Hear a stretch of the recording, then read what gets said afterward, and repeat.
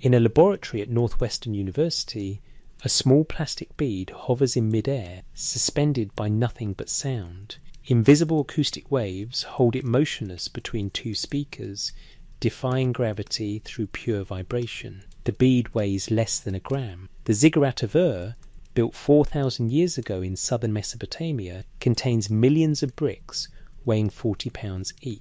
And in the text describing its construction, the Sumerian scribes wrote again and again about divine voice, divine command, divine word, not as metaphor for approval, but as active agent in the building process. What if those references mean something we've stopped listening for? Before we begin, comment below. Where are you right now, and what time is it? This investigation spans physics labs and ancient ruins, modern translation and Bronze Age clay. Knowing you're part of it grounds the search. Stand in the courtyard of the British Museum and you can see fragments of the ancient world arranged behind glass like exhibits in a cabinet of wonders. Cuneiform tablets, cylinder seals, alabaster reliefs depicting gods and kings. But to understand the scale of what we're investigating, you need to leave London entirely. You need to travel to southern Iraq, to a place called Tel al-Makaya, the Mound of Pitch, where the ziggurat of Ur rises from the desert like a geometric mountain. The structure is massive, not in the dramatic way of the Egyptian pyramids, but in a patient, methodical way that speaks to organisation rather than spectacle. The base measures 64 metres by 45 metres, roughly the size of a modern city block. The original height, before millennia of erosion and damage, reached approximately 30 metres. 3 stories of solid construction faced with baked bricks set in bitumen, with a core of mud brick that has endured 4,000 years of wind, rain, war and time. Sir Leonard Woolley, excavating the site in the 1920s and 1930s, documented the construction techniques with meticulous care. The core consists of mud bricks, sun-dried clay bricks that were abundant, cheap and remarkably durable in Mesopotamia's arid climate. Each brick weighs between 20 and 40 pounds. The facing consists of baked bricks fired in kilns to create a harder, more weather-resistant exterior. These were set in bitumen, the natural asphalt that seeped from the ground in ancient Mesopotamia and served as an excellent waterproof mortar. The quantities are staggering. Conservative estimates suggest the ziggurat of Ur contains several million bricks. Even if we assume an average weight of 30 pounds per brick and a modest estimate of 3 million bricks total, we're looking at 90 million pounds of material, 45,000 tonnes, quarried, shaped, transported, lifted and precisely positioned by Bronze Age workers using Bronze Age technology. Let me be absolutely clear about something crucial. This was not impossible. The Sumerians and their successors built ziggurats across Mesopotamia using well-documented techniques. Mud brick construction was their specialty, refined over millennia. They understood ramps, sledges, rollers, levers, the fundamental tools of moving heavy objects that humans have used since the Neolithic. Archaeological evidence shows us the brick moulds, the kilns, the construction ramps still visible at some sites. This wasn't magic. This wasn't aliens. This was human ingenuity applied at massive organisational scale. But here's what makes it genuinely impressive: the logistics. Imagine coordinating thousands of workers, labourers digging clay, brickmakers shaping and drying bricks, kiln workers maintaining precise temperatures for baked bricks, transporters moving materials from production sites to construction site, builders laying courses with geometric precision, surveyors ensuring the structure rises level and true, architects overseeing proportions, administrators organising food, water, tools and payment for this workforce.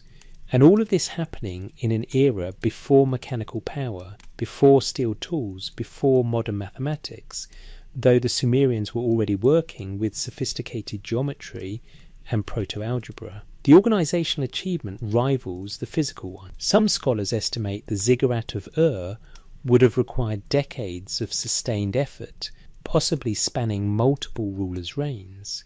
This wasn't a single construction project, It was a multi-generational commitment requiring institutional memory, knowledge preservation, and continuous resource allocation. Now, let's add one more element to this picture. Back in that northwestern laboratory, researchers are using precisely calibrated ultrasonic transducers to create standing wave patterns in air. At specific points in these patterns, called pressure nodes, the acoustic radiation pressure is sufficient to overcome gravity for small, lightweight objects. The plastic bead, positioned carefully at a pressure node, experiences upward acoustic force that exceeds its weight. It floats. This is not science fiction, this is documented, reproducible physics. Acoustic levitation has been demonstrated in laboratories around the world. The applications are real: containerless processing for manufacturing, manipulation of biological samples without contamination, pharmaceutical research requiring non-contact handling. The bead weighs 0.5 grams. It hovers approximately 2 centimeters above the lower transducer. The acoustic power required is modest, perhaps a few watts. The entire apparatus fits on a laboratory bench. Sound, vibration, propagating through a medium, can manipulate matter. This is established fact. Here is the question that drives this investigation. The Sumerians built structures requiring the movement of millions of bricks weighing 20 to 40 pounds each, lifted to heights of 30 meters, positioned with geometric precision. The texts describing these constructions repeatedly reference divine voice, divine command, divine word, not just as metaphors for approval, but as active participants in the building process. Modern physics proves that sound can manipulate matter, albeit at scales 10,000 times smaller than what ziggurat construction would require. Is there any possibility, any fraction of plausibility, that these linguistic patterns in Sumerian texts reference acoustic construction methods that have been forgotten, dismissed as myth, or lost in translation? Or are we seeing meaningful patterns where only metaphor exists? This investigation will examine the evidence with brutal honesty. We'll look at the texts in their original linguistic context, translated by scholars who spent lifetimes mastering cuneiform. We'll examine the mainstream academic interpretation, which is almost certainly correct. We'll calculate the physics to understand whether acoustic construction at ziggurat scale is even theoretically possible. We'll analyse semantic patterns to see if Sumerian usage of voice and word in construction contexts differs from purely theological usage. And throughout, we'll maintain intellectual honesty, acknowledging when evidence supports mainstream theology, when it's ambiguous, and when speculation exceeds evidence. Because the question itself, regardless of the answer, forces us to look carefully at what ancient texts actually say, to understand what physics actually allows, and to examine our assumptions about past capability. The ziggurat of Ur stands today, partially reconstructed by Saddam Hussein's government in the 1980s, but built originally by King Ur-Nammu around 2100 BCE. In the British Museum and the Louvre and the Penn Museum, cuneiform tablets describe its construction and the constructions of similar monuments. Between these physical stones and textual testimonies lies a mystery of interpretation. What did they mean when they wrote that buildings rose by divine command? To understand what the texts might mean, we need to know who wrote them and what they claimed about the knowledge they preserved. Before the waters rose, the inheritance question. In the Ashmolean Museum in Oxford, there rests an object that challenges our assumptions about Sumerian self-perception. It's called the Weld-Blundell prism, catalogued as AN 1923444, a four-sided clay prism covered in cuneiform text dating to approximately 1800 BCE. The text it preserves is older, the Sumerian King List, a chronological account of rulers of ancient Mesopotamia from the beginning of kingship to the scribes present. The King List begins with a phrase that has puzzled and intrigued scholars since its translation. After the kingship descended from heaven, the kingship was in Eridu. Then it lists 8 kings who ruled before a catastrophic flood. In Eridu, Ululim became king. He ruled for 28,800 years. Alaujal ruled for 36,000 years. 2 kings, they ruled for 64,800 years. The numbers are absurd. 8 antediluvian kings, ruling for a combined total of 241,200 years. The text then states simply, "Then the flood swept over." After the flood, the king list continues with rulers whose reign lengths gradually decrease to more plausible human lifespans, eventually reaching historical kings whose existences are confirmed by archaeological evidence. Modern scholars generally interpret the antediluvian section as mythological, legendary or symbolic rulers representing deep ancestral time, not literal history. The decreasing reign lengths as the list progresses from mythological past to historical present reflect a sophisticated literary device showing the transition from mythic time to human time. But here's what matters for our investigation. The Sumerians themselves framed their civilization as beginning before the flood. Whatever came after the flood, including the construction of ziggurats, the development of writing, the organization of cities, was presented as recovery, reconstruction, or continuation of something that existed before. They did not claim to have invented their civilization. They claimed to have inherited it. This framing becomes even more explicit in another tradition, the Apkallu. The Apkallu were 7 sages who, according to Mesopotamian tradition, appeared before the flood and brought the arts of civilization to humanity. The name Apkallu means sage or expert in Akkadian, derived from the Sumerian Abgal. The primary source for this tradition comes from Berossus, a Babylonian priest who wrote in Greek around 290 BC, but references to Apkallu appear in texts dating back much earlier. Berossus describes the first Apkallu, Oannes, as a being who emerged from the sea and taught humanity writing, arts, building construction, agriculture, and law. He was depicted as having the body of a fish and the head of a man, a creature who lived in water but could communicate with humans. Now, before we rush to conclusions about fishmen from Atlantis or ancient astronauts, let's examine what this tradition actually represents. In Neo-Assyrian texts from the 1st millennium BC, much later than the Sumerian period but preserving older traditions, the Apkallu are invoked in ritual contexts as guardians and preservers of knowledge. Foundation deposits in temples sometimes included inscriptions calling on the Apkallu to protect the building. Scholars like Irving Finkel have noted that these beings serve a specific function in Mesopotamian thought. They bridge the gap between divine knowledge and human capability. The critical claim is not that fishmen built cities.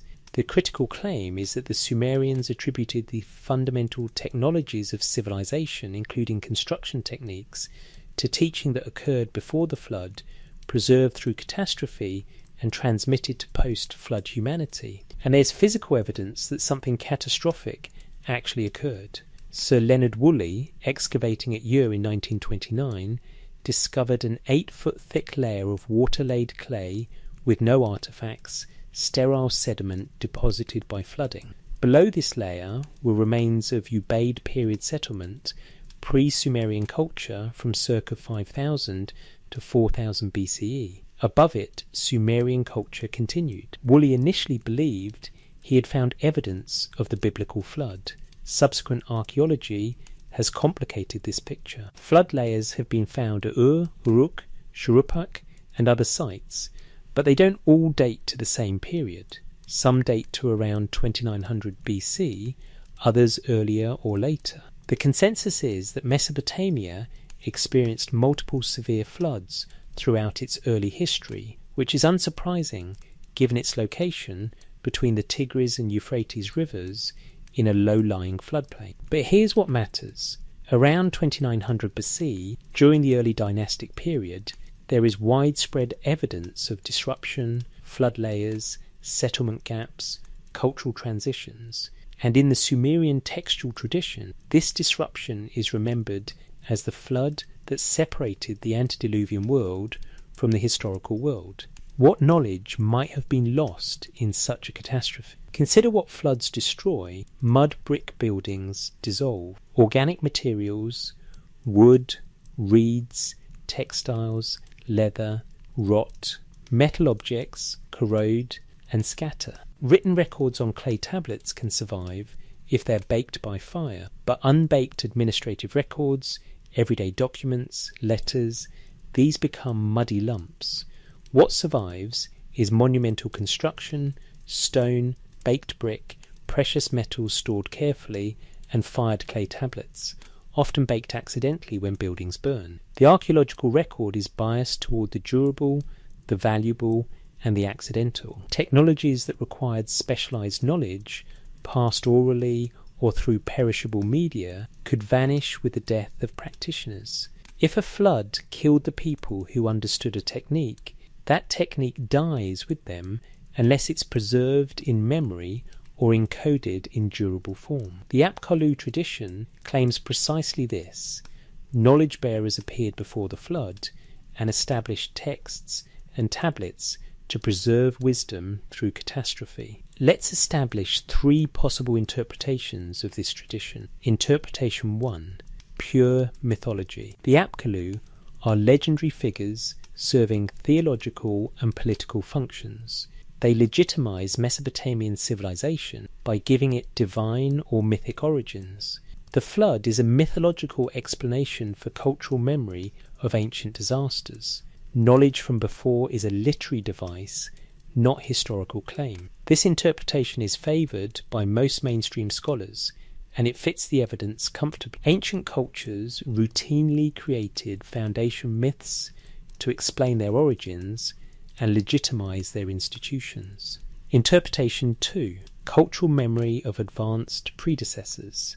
The Apkallu tradition preserves distorted memory of an earlier sophisticated culture, possibly the Ubaid period or even earlier. These predecessors developed technologies that were lost or partially lost during catastrophic flooding, then gradually recovered. Divine teachers are legendary versions of real knowledge preservers. This interpretation is more speculative but not implausible. We know sophisticated cultures did exist before the Sumerian period. The Ubaid culture had planned towns, irrigation, pottery, trade networks. Knowledge lost during disaster is well documented in history, the Library of Alexandria, loss of Roman engineering techniques in early medieval Europe. Interpretation 3. Non-human knowledge source. The Apkallu were literally non-human entities, extraterrestrials, remnants of advanced lost civilizations like Atlantis, or supernatural beings who taught humanity advanced technologies now lost. This interpretation requires extraordinary evidence and makes assumptions far beyond what the texts actually claim. It's the least likely and least supported by evidence, though it's popular in alternative archaeology circles. For our investigation, what matters is this. Regardless of which interpretation is correct, the Sumerians framed their knowledge, including construction knowledge, as inherited, preserved, and transmitted from an earlier source. Whether that source was mythological, a legitimizing device, historical, an earlier human culture, or non-human, an extraordinary claim, the framing is consistent. They were preservers and practitioners of knowledge, not necessarily its originators. When we examine construction texts that reference divine command or divine voice, we must ask, is this standard theological language most likely? Encoded reference to inherited techniques they didn't fully understand? Speculative? Or preserved documentation of actual advanced methods? Highly speculative. The Apkallu tradition doesn't prove acoustic construction technology, but it establishes that Sumerian self-understanding included the concept of inherited knowledge, preserved through catastrophe transmitted to later generations. If acoustic construction methods existed and were lost, this is precisely the framework in which they would be preserved, attributed to divine or Apkallu teachers from before the flood, encoded in religious language because the underlying physics was no longer understood, preserved in construction. Contexts because the results, ziggurats, remained visible even when the method was forgotten. This is speculative. It requires multiple assumptions, but it's not incoherent. The question becomes, when Sumerian texts describe Gudea receiving construction knowledge from the gods, or when Babylonian texts describe Marduk creating the cosmos by his word, are these purely theological statements, most likely encoded memories of inherited techniques, speculative, or literal descriptions of acoustic technology, highly speculative? To evaluate these possibilities, we need to understand how we know what these texts actually say, because if translation is uncertain, any interpretation is unreliable. Let's examine the breaking of the code, breaking the wedge code.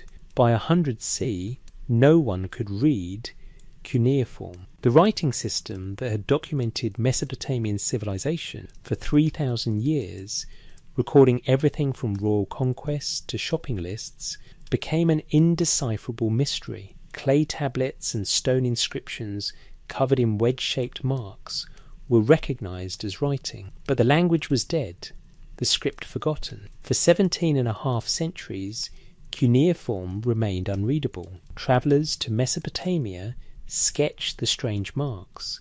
Scholars speculated about meanings, but no one could break the code. Until Henry Rawlinson climbed a cliff. In 1835, Rawlinson, a British army officer stationed in Persia, learned of a massive trilingual inscription carved into a cliff face at Behistun, now in western Iran. The inscription, created by the Persian king Darius I around 520 BCE, recorded the same text in 3 languages: Old Persian, Elamite, and Akkadian, written in cuneiform. Rawlinson copied the Old Persian section first, a dangerous endeavour requiring rope work and scaffolding on a nearly vertical cliff face 300 feet above the ground.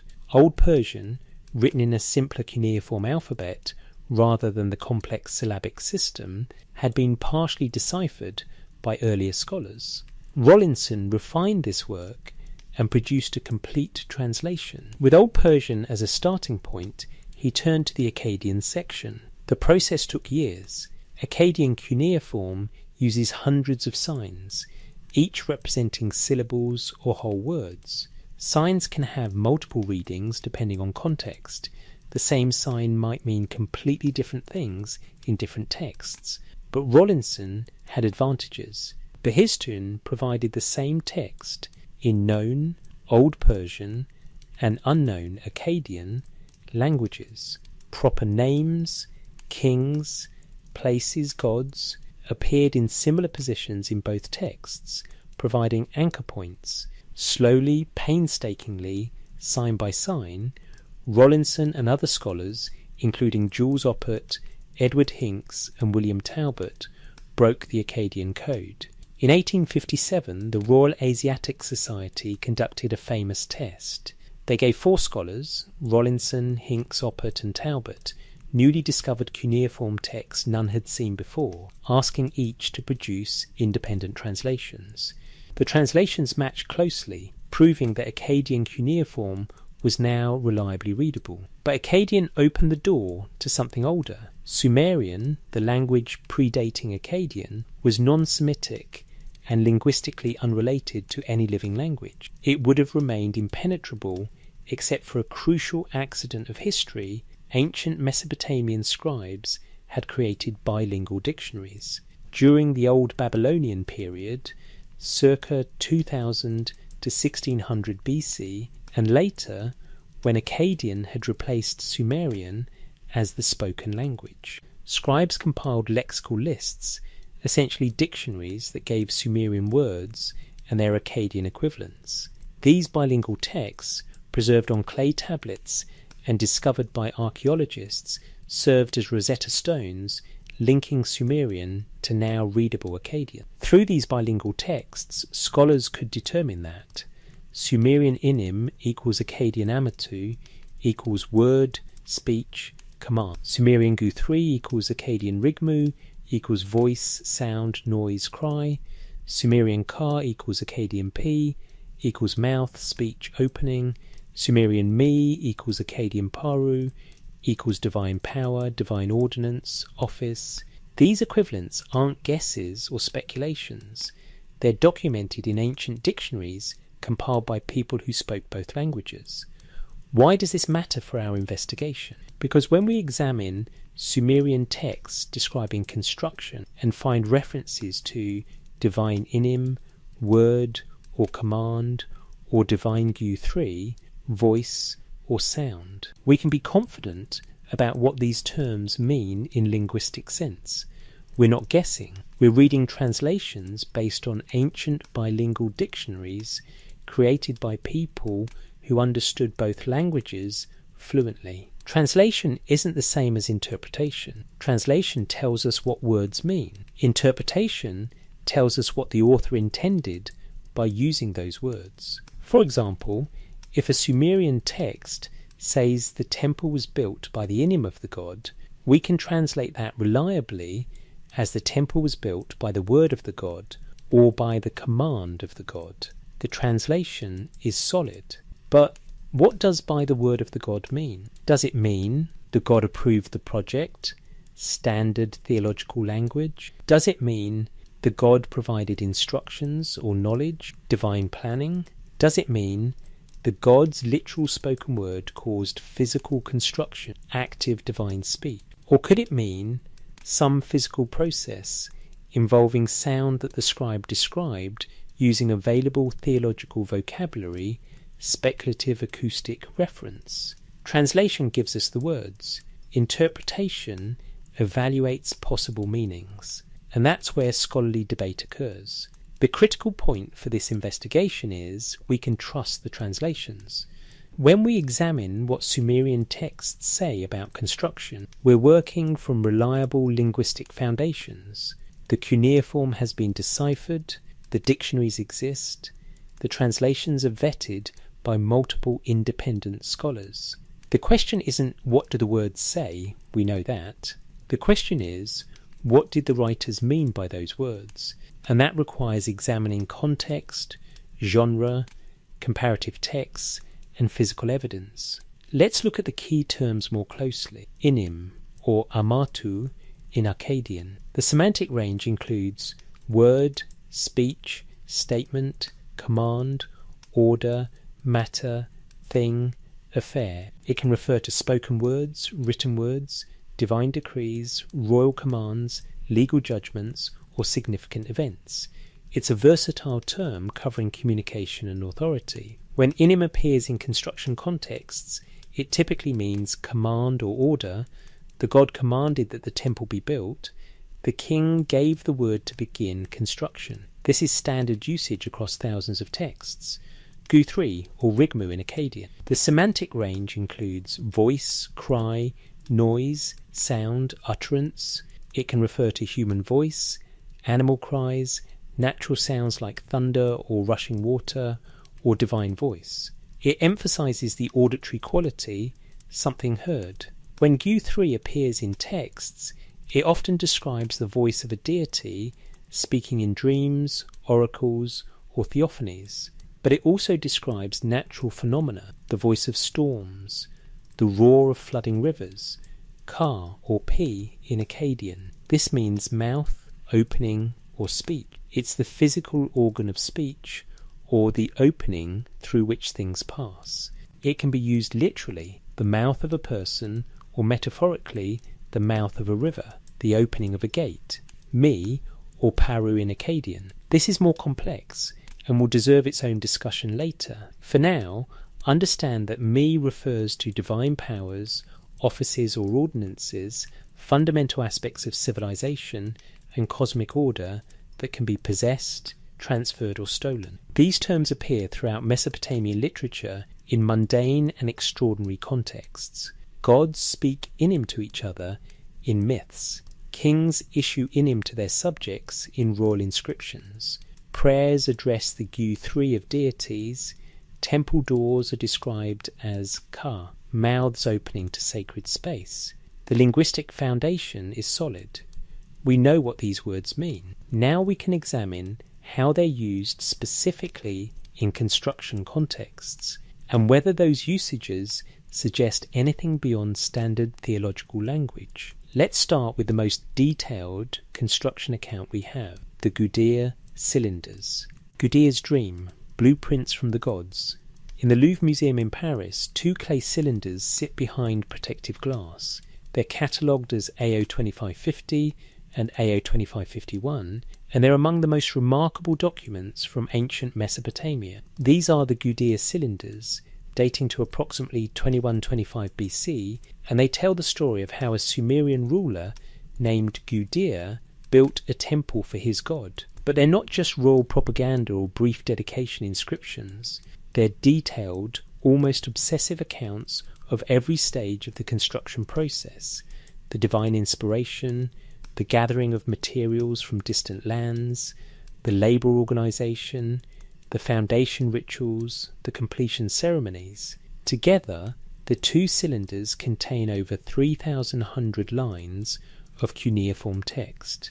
Gudea was Ensi, ruler of the city-state of Lagash in southern Mesopotamia during the Neo-Sumerian period. His territory was relatively small, but he was a prolific builder and left behind more inscribed monuments than almost any other Mesopotamian ruler. Dozens of statues, foundation cones, tablets, and these 2 cylinders, all describing his construction projects. The temple in question was called Eninu, House of 50, dedicated to Ningirsu, the patron deity of Lagash. Ningirsu was a warrior god associated with agriculture, fertility, and the thunderstorm, a powerful regional deity whose temple would be the largest and most important building in the city. The Gudea cylinders begin with a dream. Gudea is troubled by signs and omens he doesn't understand. He goes to the temple of the goddess Ketumdug to seek clarification. That night he has a vision. A man appears, enormous in stature, crowned with the horned crown of divinity, with wings like a storm bird and lower body like a flood wave. This is Ningirsu himself. The god commands Gudea to build his temple. But the command alone isn't sufficient.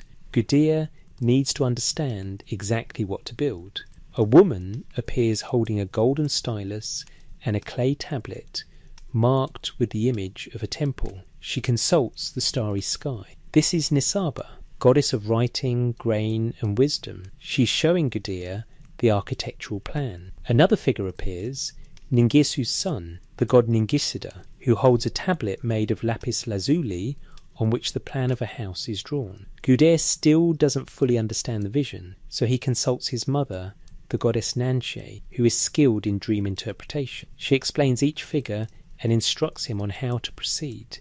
The text then describes in meticulous detail the gathering of materials: cedar from the Amanus Mountains in Lebanon, diorite stone from Magan, modern Oman, gold from distant lands, silver, copper, carnelian, lapis lazuli, exotic woods. The text names over 20 different materials and their sources, some requiring journeys of hundreds of miles. The recruitment of labour. Workers are organised by guilds, stonemasons, carpenters, metalworkers, reed workers.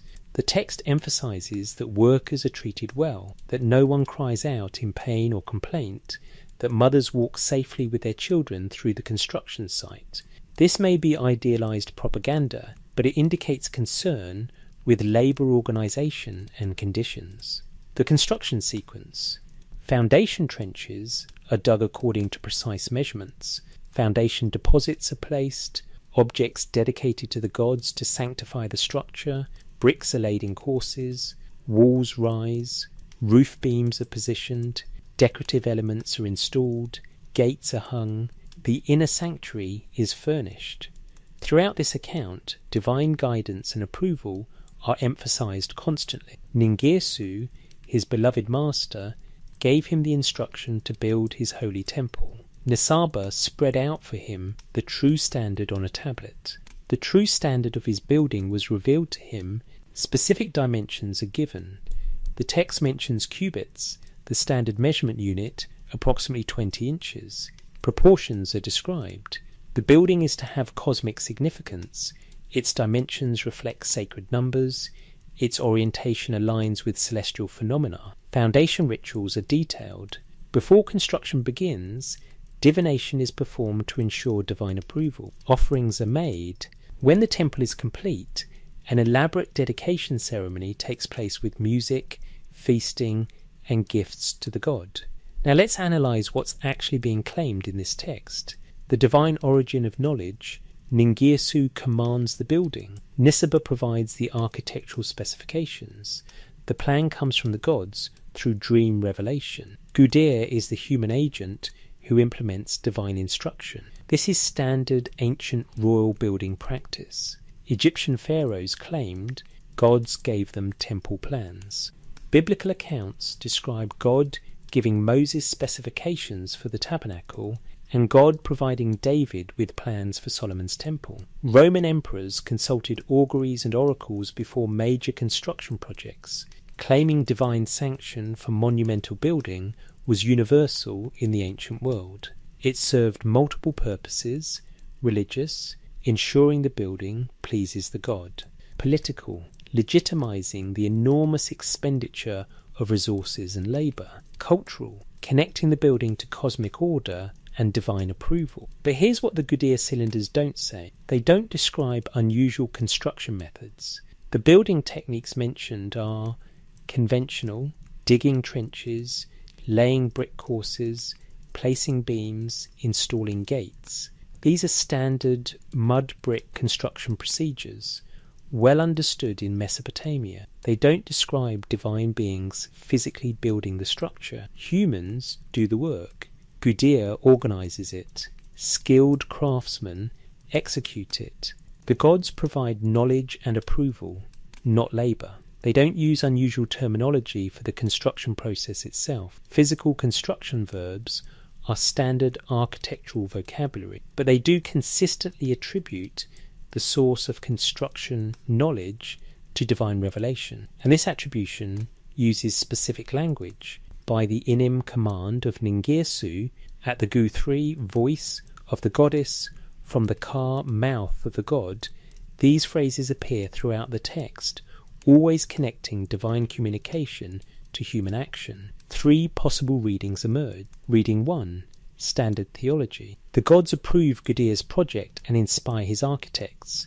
The claim of divine instruction is theological and political, not literal. The actual planning was done by human architects, attributed to gods for legitimacy. The divine command language is metaphorical authority, not technical description. This is the mainstream scholarly interpretation, and it fits the genre perfectly. These are religious rule inscriptions, not technical manuals. Reading 2, Transmitted Knowledge. Real architectural knowledge existed, possibly inherited from earlier builders or Apkallu tradition, and was understood as divine gift. Gudir's architects possessed sophisticated planning capabilities, which they attributed to divine sources, because that's how inherited knowledge was conceptualized. The plans from gods preserve memory that this wasn't invented knowledge, but received knowledge. More speculative, but acknowledges that advanced architectural understanding did exist and might have been transmitted through generations.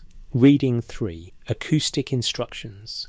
The voice and command references describe acoustic methods for construction that Gudir implemented based on divine teaching. The dream vision encoded instructions for acoustic levitation or manipulation. Physical construction occurred through sound-based techniques.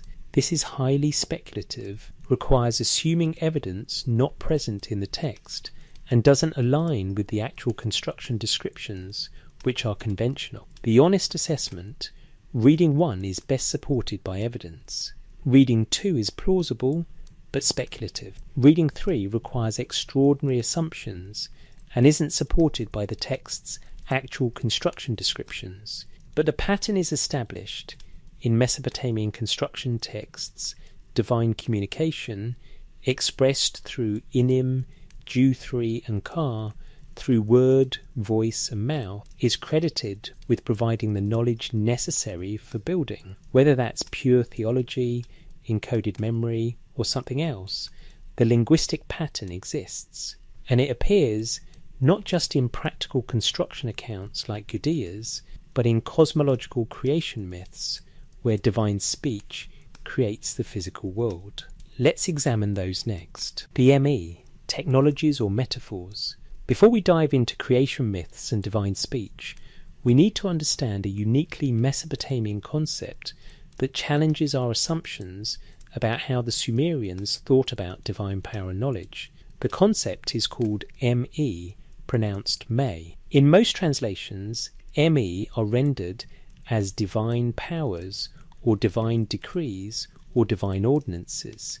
These translations are linguistically accurate but potentially misleading because they make ME sound abstract, spiritual or metaphysical. But Mesopotamian texts describe ME as objects, tangible things, items that can be worn, stolen, transferred, stored and transported. Let me explain through the most famous ME story, Inanna and Enki. Inanna is the goddess of love, war, fertility and political power, one of the most important deities in the Mesopotamian pantheon. Enki is the god of wisdom, fresh water, magic and crafts, the divine keeper of knowledge and civilization's foundations. He dwells in the Abzu, the primordial freshwater ocean beneath the earth, in his temple at Eridu. According to the myth, Enki possesses the ME, all of them, over 100 distinct Me covering every aspect of civilization and cosmic order. He guards them in his Abzu temple. Inanna decides she wants the Me for her city, Uruk, so she travels to Eridu and visits Enki. He welcomes her with a banquet and serves beer, lots of beer. Enki gets magnificently drunk. In his intoxicated generosity, Enki begins giving Inanna the Me. The text lists them one by one: the Me of kingship, the Me of priesthood, the Me of divine office, the Me of truth, the Me of descent into and ascent from the underworld, the Me of the art of lovemaking, the Me of the destruction of cities, the Me of lamentation, the Me of rejoicing, the Me of craftsmanship, the Me of music, the Me of eldership, the Me of heroism, the Me of judgment, the Me of decision-making. Over 100 Me, each representing a distinct domain of existence, civilization, or divine function. And here's the critical detail: Inanna takes them. Physically, she loads them onto the boat of heaven and flees back to Uruk. When Enki sobers up, he realizes what he's done and sends servants to retrieve the Me. They chase Inanna, but she successfully reaches Uruk with the Me intact. She distributes them, establishing Uruk as a great centre of civilization. The text describes this as Inanna grasping the Me, loading them, carrying them, arriving with them. These are physical action verbs, not abstract transfers of spiritual authority. In other texts, Me are described as regalia worn by gods or kings, crowns, garments, jewellery that embody the divine powers they represent. So what exactly are Me? Mainstream scholarly interpretation, Me are conceptual reifications of divine attributes. They represent the ordered structure of civilization and cosmos, the offices, crafts, institutions and natural phenomena that make civilization function. By personifying these as objects, Mesopotamian thought made abstract concepts tangible and comprehensible. The myth serves to explain why Uruk was an important city and why Inanna held such diverse powers. This interpretation is solid. It fits the literary and theological context. Ancient cultures often personified abstractions, Greek virtues became goddesses, Roman concepts like victory or fortune became deified. But there's another dimension worth considering. The ME concept shows that Mesopotamian thinking didn't draw sharp boundaries between spiritual and material, between metaphysical power and physical capability. AME isn't just the concept of kingship as abstract idea, it's the actual functional capability to rule, the knowledge, authority, techniques and tools that make kingship work in practice. When Inanna acquires the me of craftsmanship, she's not gaining abstract approval of craft, she's gaining the actual knowledge, techniques and authority over craft production. If we take this framing seriously, that divine powers were conceptualized as discrete, transferable units of knowledge and capability, it creates an interesting precedent for our investigation. When Sumerian texts describe construction knowledge coming from gods, when they reference divine Inim and Giyu 3 in building contexts, they're working within a worldview where divine attributes could mean actual functional knowledge systems.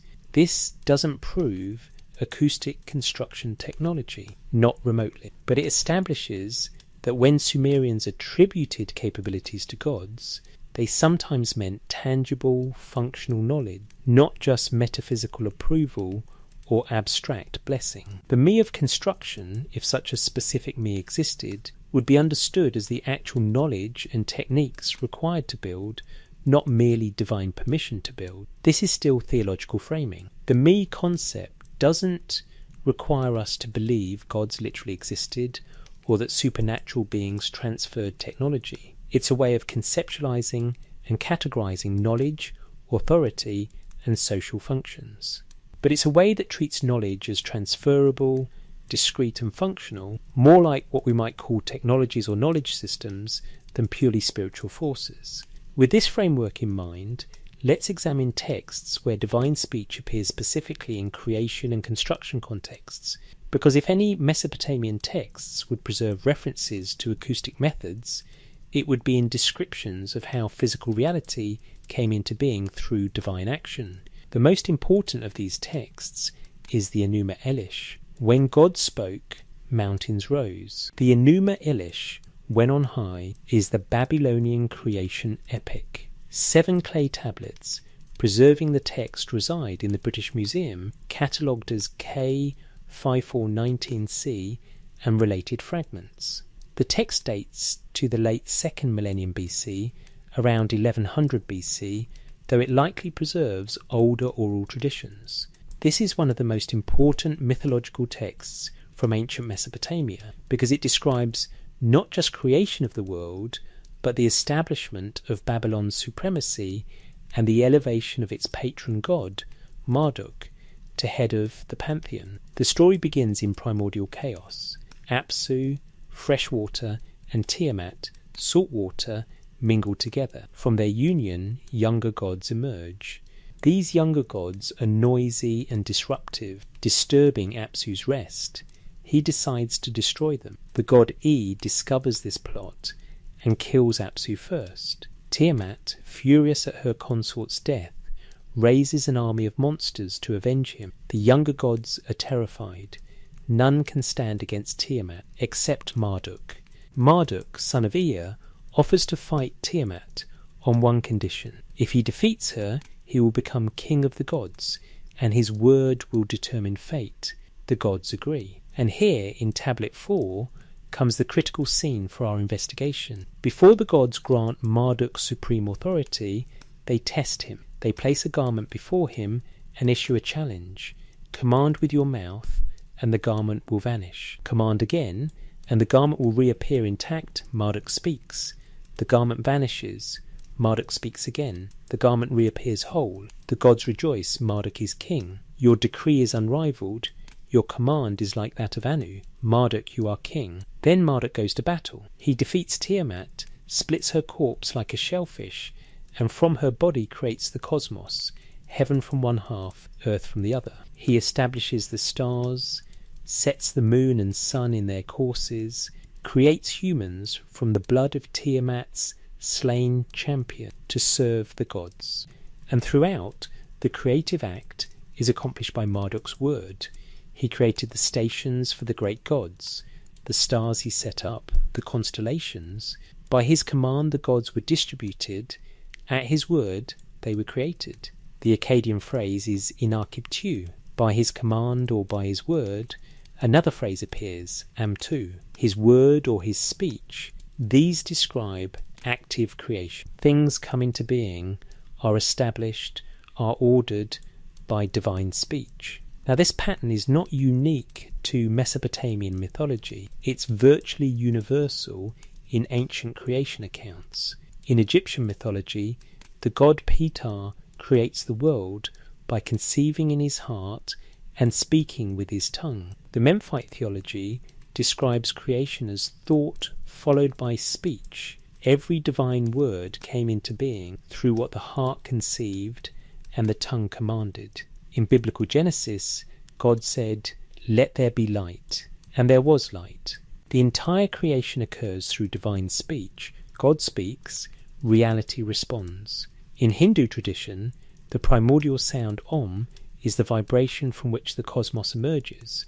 Sound precedes and produces physical reality. In Greek philosophy, the Logos, divine word or reason, is the ordering principle that structures chaos into cosmos. This pattern appears across cultures, continents, and millennia. Divine creative speech is one of humanity's oldest and most widespread theological concepts. So why would we read the Sumerian or Babylonian version as referencing acoustic technology when we don't read Egyptian, biblical, Hindu, or Greek versions that way? That's the critical question, and it's a legitimate challenge to the acoustic hypothesis.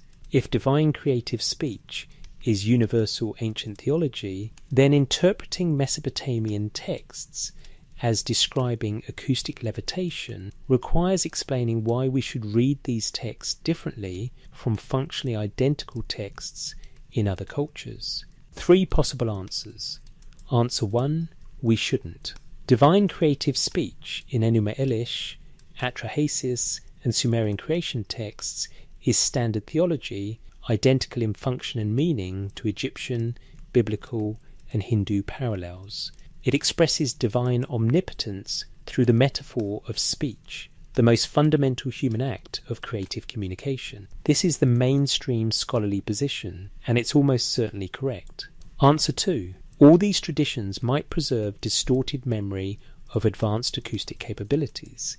If such technology existed globally in deep prehistory and was lost, it could be encoded in multiple independent mythological traditions using similar language. This is more speculative, but addresses the universality problem. However, it requires assuming global prehistoric advanced civilization for which physical evidence is minimal or non-existent. Answer 3. Mesopotamian texts should be read uniquely because they appear in conjunction with actual sophisticated construction, documented mathematical and astronomical knowledge, and explicit claims of transmitted pre-flood knowledge. While divine speech is universal, the Mesopotamian context of verifiable advanced achievements makes the question worth asking. This doesn't prove acoustic technology, but justifies investigating whether their usage might encode something beyond pure theology. I'll be honest,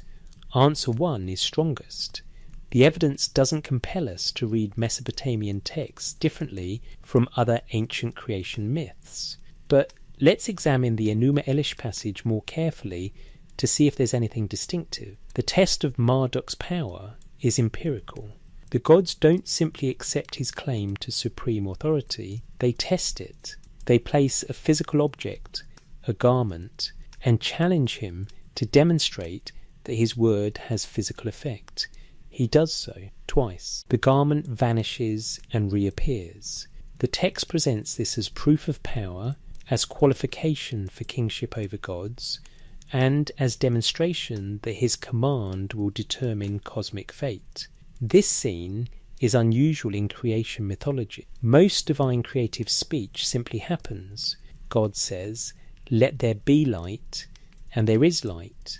No test required. But here, Marduk must prove his words have physical efficacy before being granted creative authority. Does this suggest the Babylonians were thinking about divine speech as physically causal rather than merely metaphorically authoritative? Maybe. It could indicate that within the theological framework, divine speech was understood as having real, testable, physical power, not just symbolic authority. Or it could be narrative drama, creating tension before Marduk's cosmic battle, proving he's qualified for the challenge ahead.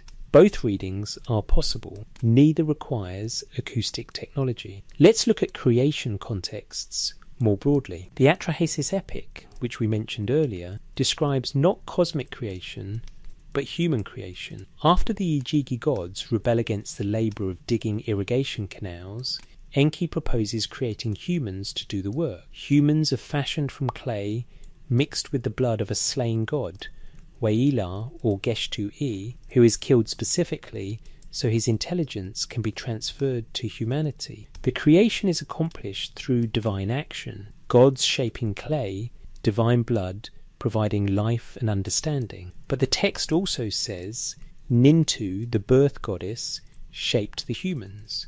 In the clay, God and man were mixed together. The divine substance, blood containing rationality or understanding, is physically incorporated into human material. This isn't creation by speech, but by craft, like a potter forming vessels. Different creation mechanisms appear in different texts. Sometimes gods speak things into existence.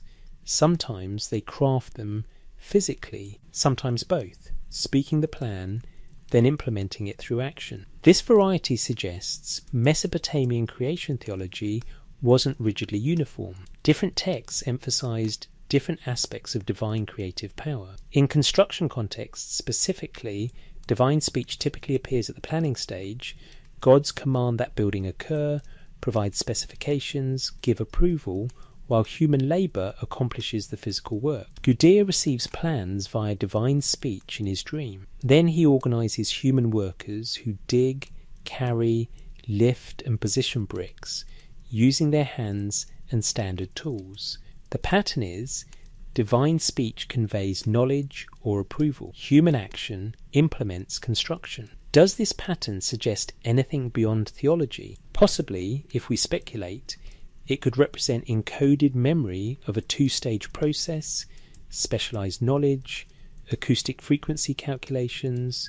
Device operation was held by a priestly or technical class, attributed to divine sources. Physical labour, positioning materials at correct locations, was performed by workers under direction. But this is speculation stacked on speculation. The simpler reading is theological. God's plan, approve and oversee, humans execute. One more text deserves mention, the Barton cylinder, held at the Penn Museum, catalogue CBS 8383. This Sumerian creation narrative describes Enlil, chief of the gods, separating heaven from earth. The Lord, that which is appropriate, verily he caused to appear. The Lord whose decisions are unalterable, Enlil, who brings up the seed of the land from the earth. Indeed, he took care to move heaven away from earth. He took care to move earth away from heaven. Creation occurs through Enlil's action, described with verbs of causing, moving, separating. His decisions, his decrees, his word accomplish cosmic ordering. Again, divine speech or command creates cosmic structure. Physical reality responds to divine will expressed as word. This is theology. It's beautiful, sophisticated theology that explains cosmic order as emanating from divine rational intent. But is it only theology? Or could it preserve, encoded in religious vocabulary, memory of processes that once were understood technically, but after loss or catastrophe were preserved only in mythological framing? That's the question. An honest answer is, we don't know. The texts don't tell us directly. What we can say, Mesopotamian creation texts consistently attribute physical effects to divine speech. Whether this is pure metaphor, encoded memory, or something else cannot be determined from textual evidence alone. We need to examine whether temple hymns and construction texts use sound voice language in ways that differentiate them from purely cosmological contexts. Let's look at temples themselves as both physical structures and as described in hymns. The temple hymns sound in sacred space. The oldest known temple hymn in the world is the Kesh temple hymn, preserved on a clay tablet in the Ashmolean Museum, Catalogue Ashram 1911-405, dating to approximately 2600 BCE. It describes the Kesh temple dedicated to the goddess Ninhursag, and it uses language that might or might not hint at acoustic dimensions of sacred architecture. The hymn begins, "House inspiring great awe, called with a mighty name by An, House Kesh, built by An himself, house of deep and dark shade. The temple is described as laid by An, the sky god, and planned by Enlil in the Abzu, the freshwater depths, foundation by divine action, planning from divine realm." But then comes intriguing imagery. The house, whose interior is a roaring storm, a mighty river in spate, its word brings forth abundance, its utterance is propitious. The temple's interior is like a roaring storm, a flooding river. Is this pure metaphor for divine power and fertility? Almost certainly yes. Mesopotamian theology frequently associated gods with natural phenomena, storms, rivers, winds, so describing a temple's interior in these terms expresses the divine presence dwelling there. But the language is acoustic. Roaring, storm, river in spate, these are sound images. And then its word brings forth abundance, its utterance is propitious. The temple itself has word, has utterance. The building speaks. Again, this is probably theological, the temple as place where gods speak through oracles, where priests deliver divine pronouncements, where liturgy and prayer resound. Temples were centres of divine human communication, so describing them as having word and utterance makes perfect sense theologically. But let's note the pattern. Temple descriptions use acoustic imagery, roaring, storm, voice, word, utterance. Other temple hymns continue this pattern. The Key Temple Hymn Collection includes hymns to over 40 temples across Sumer. Many describe temples as places where destinies are decreed, where divine word goes forth, where the voice of the god dwells. From the hymn to the Ininu temple, Dare's temple to Ninyesu, house, storm that makes heaven and earth tremble, its divine powers are majestic divine powers, its words are lofty words. Again, acoustic and vibratory imagery, storm, trembling, words. From hymns to the Eanna temple of Inanna in Uruk, house of heaven's foundation, house establishing the divine powers, house, magnificent voice. Magnificent voice, the temple itself possesses voice. Are we reading too much into poetic metaphor? Probably yes. Temple hymns are liturgical poetry, heavy with metaphor, analogy, and theological symbolism. But let's examine whether ancient Mesopotamian temples actually had acoustic properties worth noting. Modern archaeoacoustics, the study of sound properties in archaeological sites, has documented deliberate acoustic engineering in many ancient structures. At Chichen Itza in Mexico, clapping at the base of the Kukulkan pyramid produces an echo that sounds like a bird call, possibly representing the Quetzal bird, sacred to the Maya. Greek and Roman theatres were designed with sophisticated acoustic properties, allowing actors' voices to reach thousands of spectators without amplification. Gothic cathedrals were built with nave dimensions and vaulted ceilings that produce specific resonant frequencies, enhancing sacred music and creating what's described as sonic sanctity. And in Mesopotamia, archaeologists have noted that some ziggurats and temples show evidence of acoustic awareness. Courtyards and chambers positioned to amplify chanting and musical instruments during rituals. Use of baked brick rather than mud brick in certain walls, producing different resonance properties. Specific chamber dimensions that may have been calculated for acoustic effects.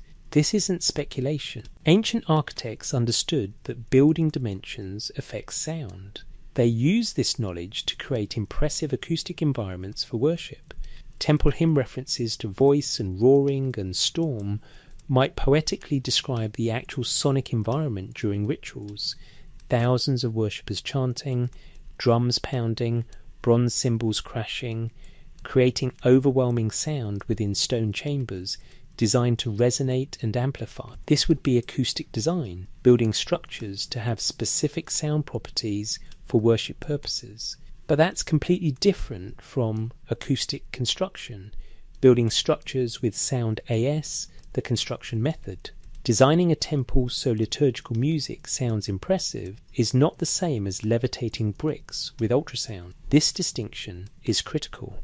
Ancient Mesopotamians clearly understood acoustics well enough to design spaces with good sonic properties. This shows acoustic awareness and sophisticated architectural understanding. But awareness of how sound behaves in spaces is very different from technology to manipulate matter with sound. The temple hymn's acoustic imagery probably describes the sound of rituals performed in temples, most likely. Poetic metaphor for divine power, equally. Actual acoustic design features that impressed worshippers, the hymns probably don't describe. Acoustic levitation during construction, unsupported by sound-based building methods, technical description. We're left with linguistic patterns, voice, sound, word in temple contexts that can be explained entirely through standard theological and architectural frameworks. Unless there's one more angle worth examining. The Atrahasis epic describes humans being created specifically for construction labour, with God supervising that labour. What were they doing that required divine supervision? The Atrahasis question, why create builders? The Atrahasis epic, preserved on tablets in the British Museum as BM 78941, and related fragments, dating to the Old Babylonian period around 1635 BC, tells a strange story that might illuminate our question. Before humans existed, the lesser gods, called the Igigi, did all the work that maintained the world. They dug irrigation canals, cleared riverbeds, built cities, maintained infrastructure. The text describes their labour vividly. When the gods, instead of man, did the work, bore the loads, the gods' load was too great, the work too hard, the trouble too much. For 40 years, the Igigi labour, then they rebel. Every one of us gods declared war. We have put an end to the digging. The load is excessive, it is killing us. Our work is too hard, the trouble too much. They march to Enlil's temple, surround it, and refuse to work any more. The gods convene an emergency council. They're in crisis. Without the Igigi's labour, the irrigation that sustains civilization will fail. But they acknowledge the work was indeed too harsh. Enki proposes a solution. Create humans to bear the load. Let the birth goddess create offspring, and let man bear the load of the gods. The goddess Nintu, also called Mami, agrees. With Enki's guidance, she creates humans from clay mixed with the blood and flesh of a slain god, Weila, who is killed for this purpose. The text specifies that Weila possessed personality or intelligence, Kedidian, Mu, and this divine intelligence is transferred to humans through his blood. In the clay, God and man were bound to a unity brought together, so that to the end of days the flesh and the soul, which in a god have ripened, that soul in a blood kinship be bound. Humans are created explicitly as workforce. They will perform the labour the Igigi refused. I have removed your heavy work. I have imposed your toil on man. And they do. Humans multiply, dig canals, plant fields, build cities, construct temples, all the infrastructure labour that civilization requires. Now here's the question that matters for our investigation. Why were gods doing heavy physical labour in the first place? If gods are omnipotent, why couldn't they simply command irrigation canals into existence? Why did they have to dig with shovels for 40 years? And after humans are created, why do gods still supervise construction projects? The Gudea cylinders show divine beings providing plans and oversight while humans do physical work. Temple hymns describe gods dwelling in temples, present during construction. The cosmological texts show gods creating through command. But the Atrahasis epic shows gods once did physical labour and found it unbearably difficult. 3 ways to interpret this. Interpretation 1, social allegory. The Atrahasis epic is social commentary explaining class structure. The Egi represent human labourers who complain about exploitation. Enlil and the senior gods represent ruling class who refuse to ease the burden. Enki represents clever administrator who solves the problem by creating a new underclass or subject people to do the hardest work. The myth justifies social hierarchy. Just as gods created humans to serve, so rulers organise subjects to labour. This interpretation is favoured by many scholars. Atrahasis reflects Mesopotamian social tensions around labour exploitation and provides theological justification for social stratification. Interpretation 2, theological limitation. Even gods face constraints. Divine power isn't unlimited omnipotence, but operates within cosmic order. Physical work requires physical effort, even for gods. They can manipulate reality through word and command to some extent, but massive infrastructure projects require sustained labour. Creating humans with embedded divine intelligence solves the problem by producing workforce capable of heavy labour while possessing enough rationality to organise and execute complex projects.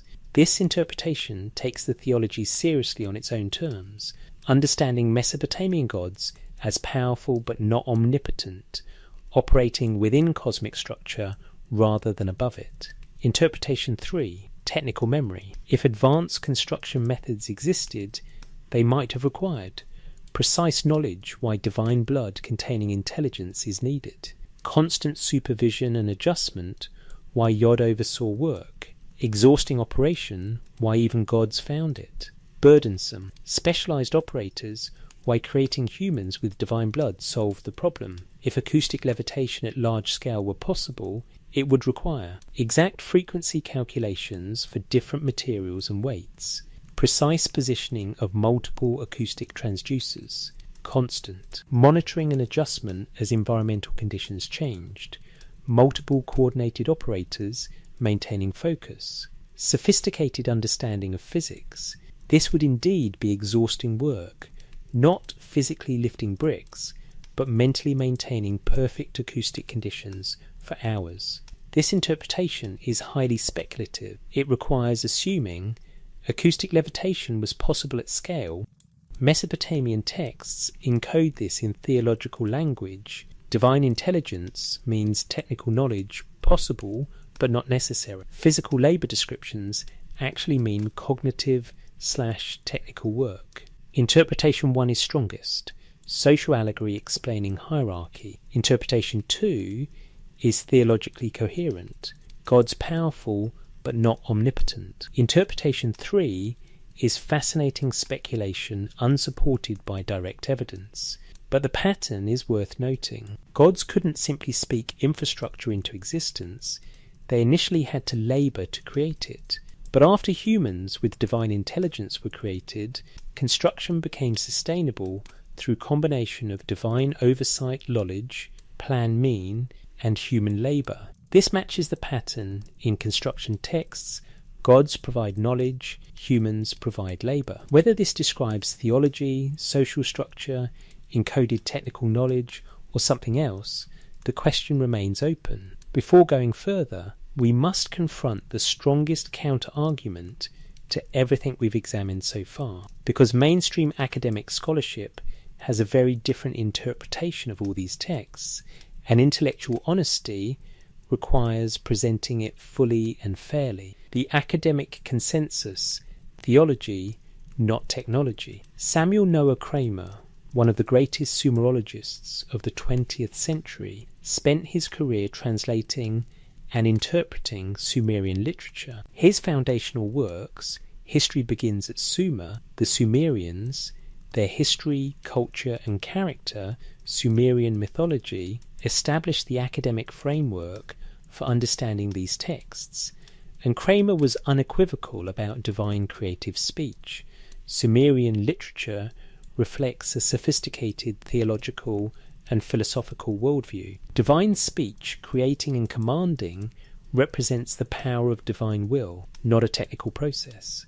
To read these as engineering manuals imposes modern technological thinking onto ancient religious texts. Thorkild Jacobson, another towering figure in Assyriology, wrote extensively on Mesopotamian theology and cosmology. His book, The Treasures of Darkness, analysed divine speech in context. The cosmic order, me, and divine command, inim, represent Mesopotamian understanding of how authority structures the universe, God's command, lesser beings obey. This is theology of order, not physics.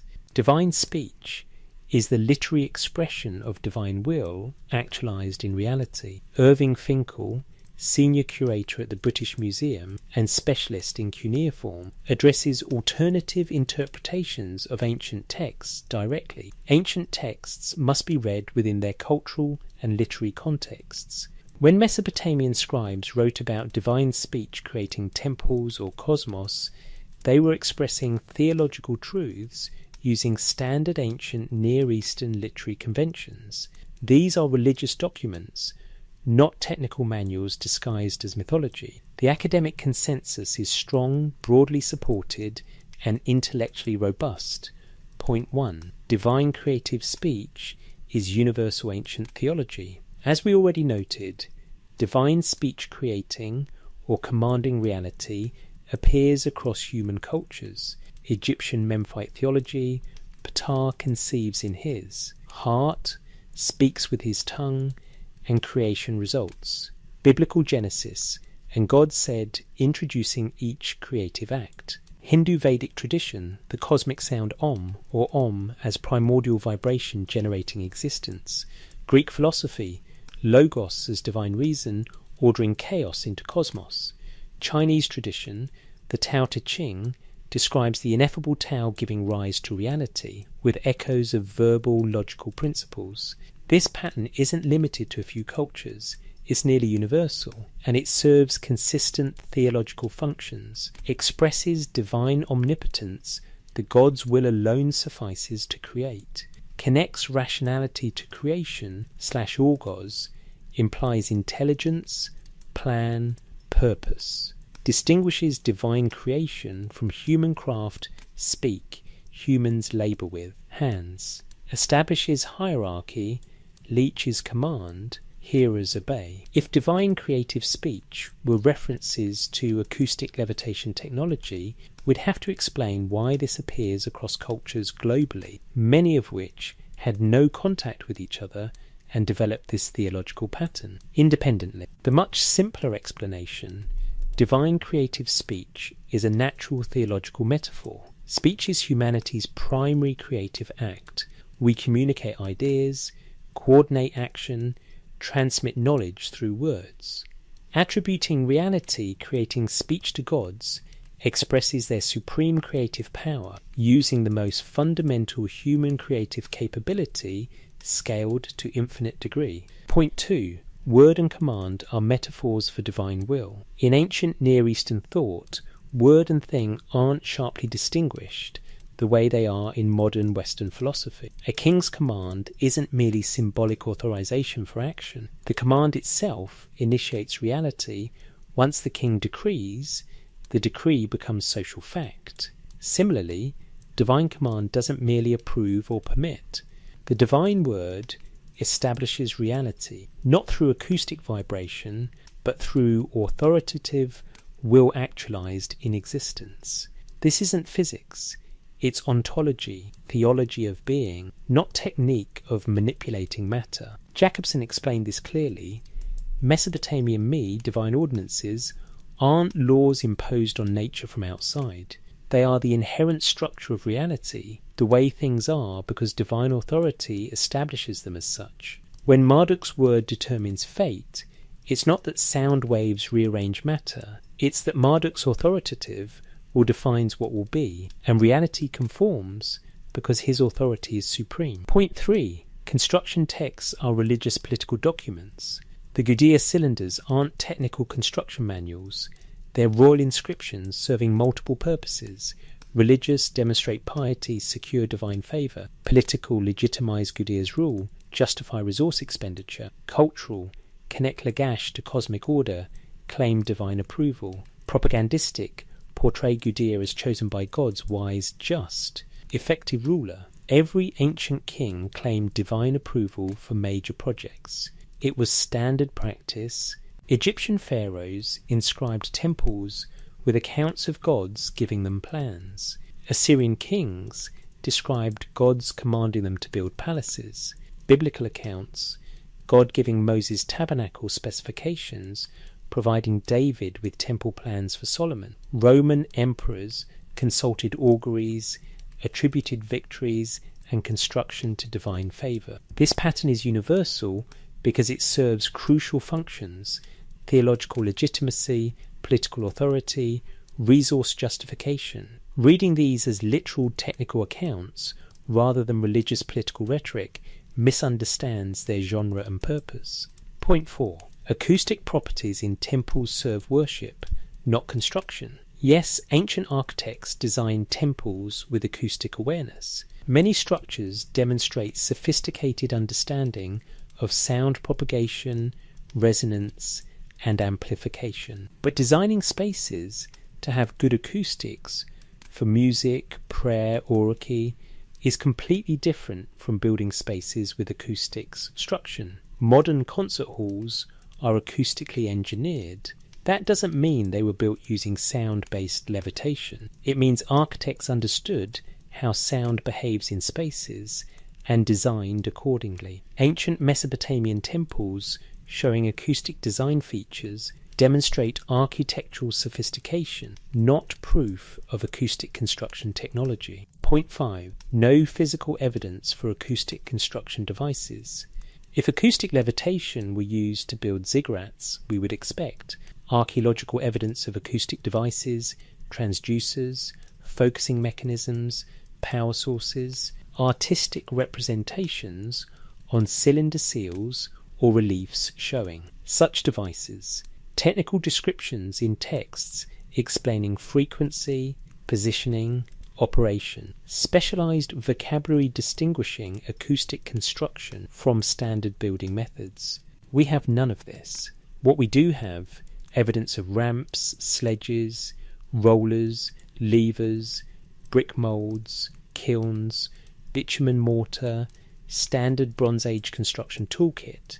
Ziggurats are entirely explicable using documented ancient construction techniques. Invoking acoustic levitation violates Occam's razor, multiplying explanations beyond necessity. Point 6. Semantic patterns don't differentiate construction from other contexts. When Mesopotamian texts wanted to describe technology explicitly, they did. Metalworking texts described smelting, casting, hammering with technical vocabulary. Irrigation texts described channel dimensions, gate mechanisms, water flow management.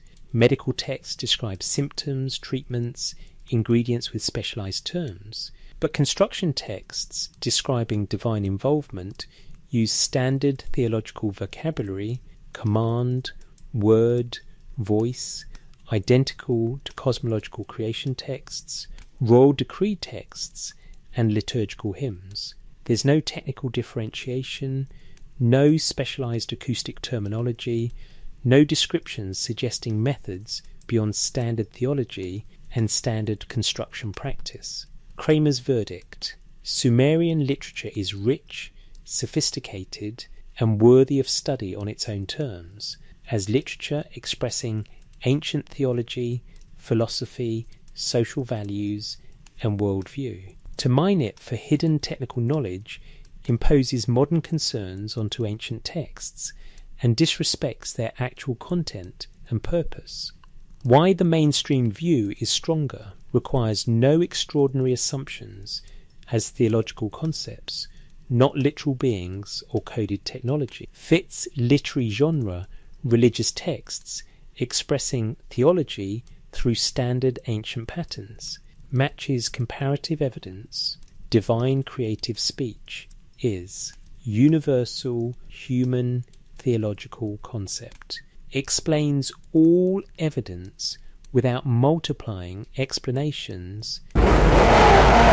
No missing evidence to explain devices, technical descriptions, specialized vocabulary absent, scholarly consensus based on lifetimes of expertise and evidence evaluation are honest. Assessment. The mainstream academic interpretation is almost certainly correct.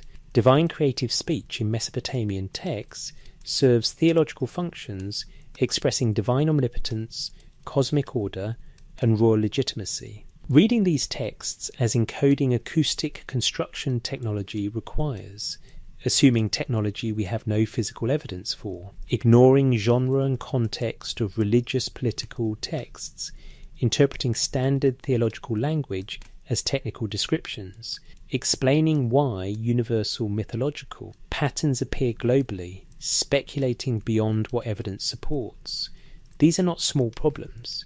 They're fundamental challenges to the acoustic hypothesis. The question is, does the possibility, however remote, justify continued examination? Or should we conclude that divine voice and command in Mesopotamian texts mean exactly what mainstream scholarship says, theological expressions of divine will and authority, nothing more? Before answering, let's examine the final piece of evidence, the physics. Because if acoustic construction at ziggurat scale is physically impossible, the question is definitively settled regardless of textual interpretation. The physics of sound and stone. In laboratories around the world, researchers are manipulating matter with sound.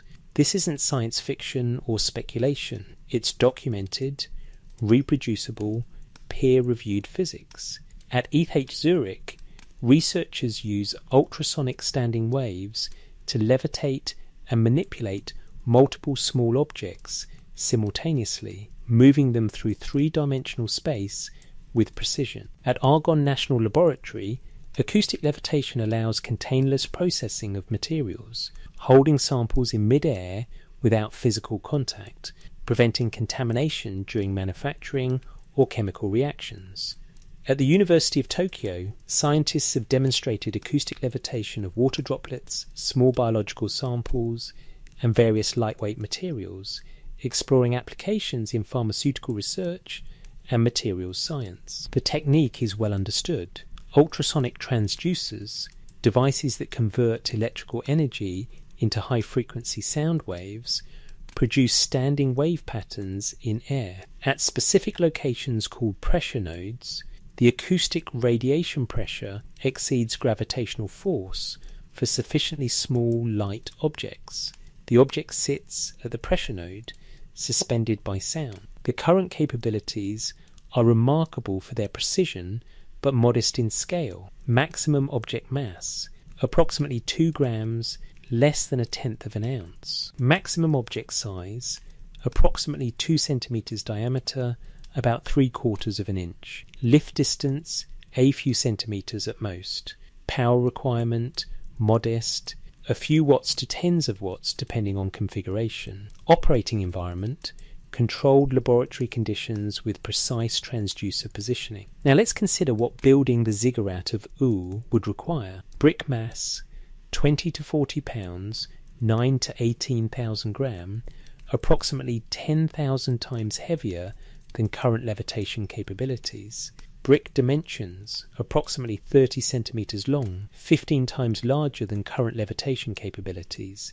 Lift height, up to 30 meters, nearly 100 feet, approximately 30,000 times higher than current levitation capabilities.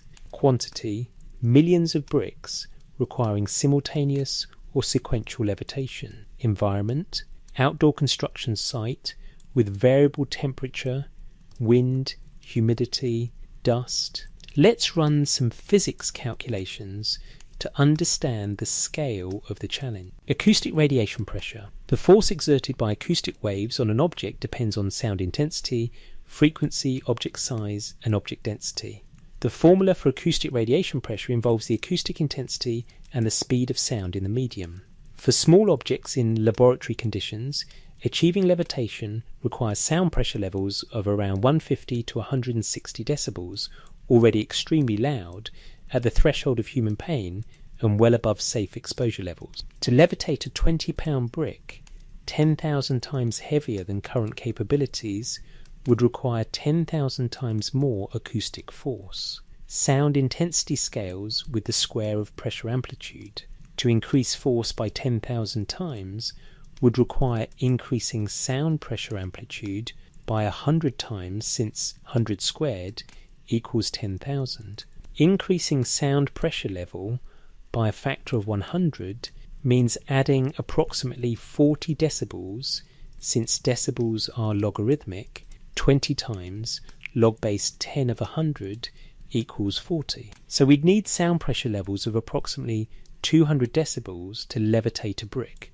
What does 200 decibels mean? For reference, 120 dB threshold of pain for human hearing, 140 dB jet engine at takeoff causes immediate hearing damage, 150 dB eardrum rupture, 180 dB sound levels inside rocket engines, 194 dB theoretical maximum in Earth's atmosphere. At sea level. Above this, sound waves become shock waves. At 200 dB, we're beyond the theoretical maximum for ordinary sound in atmosphere. The sound would be a shock wave, a physical blast propagating through air with destructive force. Such pressure would destroy human eardrums and cause fatal internal injuries to anyone nearby, shatter other bricks and materials in the vicinity, generate enormous heat through compression, likely be unsustainable in open atmosphere. But wait, couldn't we use ultrasonic frequencies?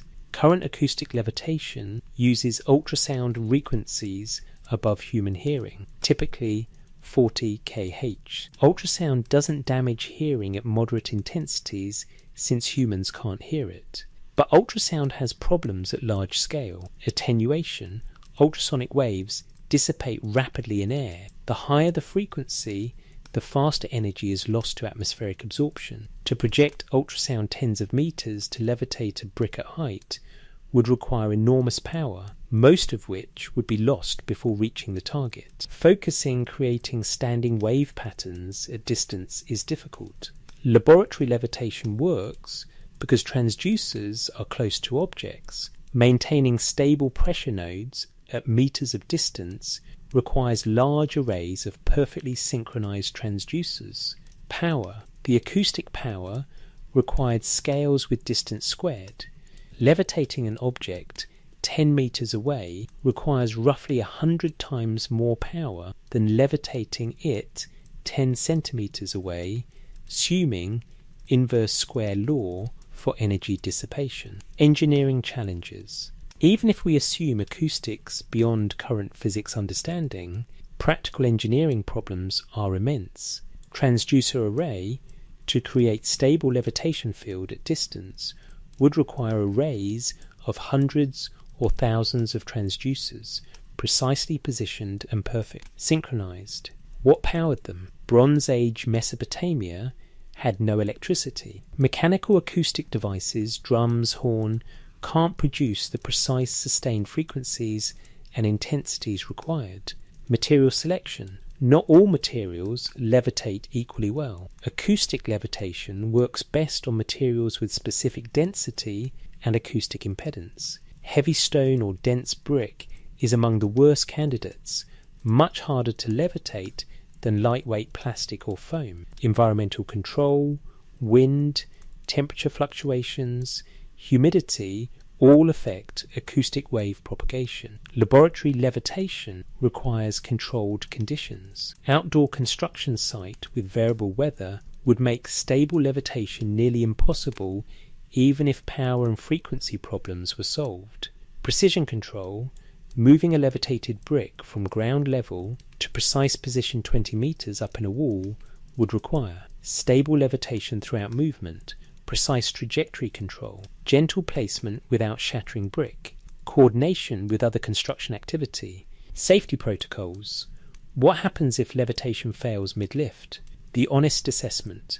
Modern physics proves sound can manipulate matter. This is real, but the gap between levitating a 2-gram plastic bead 2 centimeters in a laboratory and lifting a 20-kilogram brick 20 meters at a construction site is not incremental. It's not just more advanced technology. It's multiple orders of magnitude beyond current capabilities and, more critically, beyond current theoretical understanding of what's achievable with acoustic waves in atmospheric conditions. To make acoustic construction work at ziggurat scale would require power generation systems far beyond modern capabilities, materials science far beyond modern capabilities, physics, understanding, manipulation far beyond modern theoretical, physics, engineering solutions to problems that currently have no known solutions. This isn't slightly more advanced than modern technology, this is multiple civilizational technological levels beyond us, equivalent to expecting Bronze Age metallurgy to produce nuclear reactors. Arthur C. Clarke's third law states, any sufficiently advanced technology is indistinguishable from magic. Acoustic levitation at ziggurat scale would require technology so far beyond ours that we literally can't imagine how it would work, making it effectively indistinguishable from magic. Could an unimaginably advanced civilization have possessed such technology? Logically, it's not impossible. We can't prove advanced prehistoric civilization never existed, but we also have no physical evidence it did exist. No acoustic devices discovered archaeologically, no power sources capable of running such devices, no materials suitable for constructing such devices, no representations of such devices in art, no technical descriptions of such devices in texts, and we have abundant evidence ziggurats were built using standard Bronze Age construction techniques, brick moulds found at sites, construction ramps visible in archaeological record, bitumen mortar analysed chemically, labour organisation documented in administrative texts, step by step, construction sequence observable in partially completed structures.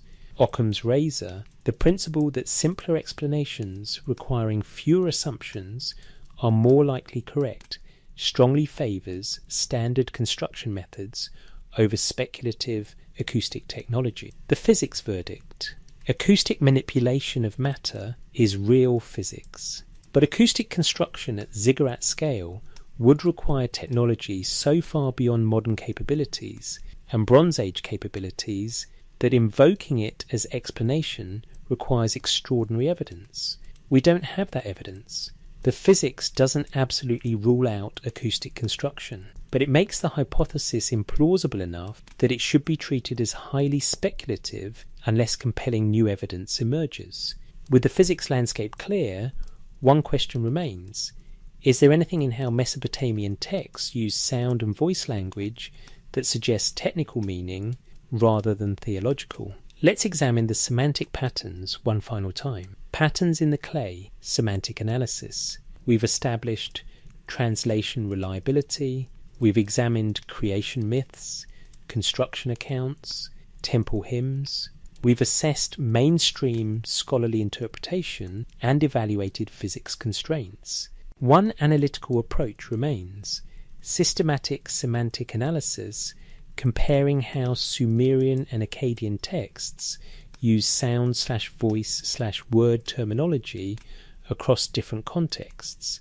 If divine voice in construction texts references acoustic technology, we might expect different vocabulary or grammatical patterns in construction versus pure theology. Technical specifications or procedural details distinguishing acoustic references from authority metaphors. Clustering of sound, voice terms with construction verbs in ways that suggest physical process. Consistency suggesting specialized meaning rather than general metaphor. Let's examine whether these patterns exist. Methodology. Compare usage of key terms inim/amatu, guthru rigmu, karpi across text categories. Cosmological creation myths, Enuma Elish, Atrahasis, Eridugenesis. Construction, Lear descriptions, Gudea cylinders, foundation texts, temple. Dedications, royalship decrees, military campaign accounts, law codes, ritual rooms, prayers, incantations, liturgical texts. Cosmological contexts, In Enuma Elish, in our Chibtiu by his command plus verb of creation / establishment. Example, by his word the gods were distributed. At his command heaven and earth were created. Pattern, divine speech cosmic result, creation, ordering, establishment. No procedural detail. Result focused language emphasizing power of divine will. Construction contexts. In Gudea cylinders, in Imningirsu, plus verb of authorization / instruction. Example, by the command of Ningirsu, he built the temple. At the word of the goddess, the foundation was laid. Pattern, divine speech, human action authorization, or instruction transmission. But actual construction, described with physical verbs, he dug trenches, he laid bricks, he erected walls. Divine command appears at authorization, planning stage, not during physical execution. Royal decree contexts. In administrative texts, inim lugal plus verb of compliance action. Example, by the king's command the workers assembled. At the king's word, taxes were collected. Pattern, authority figure speech, subordinate action. Identical structure to divine command language. The king's word doesn't physically cause action, it authorizes, requires action that humans then perform. Ritual contexts. In temple hymns, Guthrie Dinier plus locations, presence verbs. Example, the voice of the god dwells in the temple, the house where the divine word goes forth. Pattern, divine speech associated with sacred space, oracular function, liturgical activity, describes where gods communicate, not physical causation. Analysis. Across all contexts, cosmological, construction, royal, ritual, the usage patterns are consistent. Divine speech functions as authorization, will expression, or communication. Physical actions resulting from divine speech are described with standard physical verbs. No technical differentiation in construction contexts compared to purely theological contexts. Same grammatical structures appear in royal decrees and divine commands, suggesting authority metaphor, not acoustic physics. When Mesopotamian texts describe actual technology, they use specialized vocabulary, metalworking, terms for smelting, alloys, casting, hammering, irrigation, terms for canal depth, gate mechanisms, water flow, textile production, terms for loom types, thread quality, weaving patterns. But construction texts use general authority language, command word voice, identical to non-technical contexts. Comparative test. If we examine how Egyptian texts describe construction, Karnak, temple inscriptions, pyramid dedication texts, we find Pharaoh receives divine instruction to build. Gods provide approval, cosmic alignment, protective oversight. Physical construction described with conventional building verbs. Identical pattern to Mesopotamian texts, using Egyptian theological vocabulary. Biblical temple accounts Table in Exodus, Solomon's temple in Kings, show same pattern. God provides specifications to Moses David. Divine approval emphasized repeatedly. Actual construction performed by human craftsmen using standard techniques. The pattern is universal across ancient Near Eastern building accounts. Divine source of knowledge / approval plus human physical execution silex completed building. This pattern suggests theological convention, not encoded acoustic technology.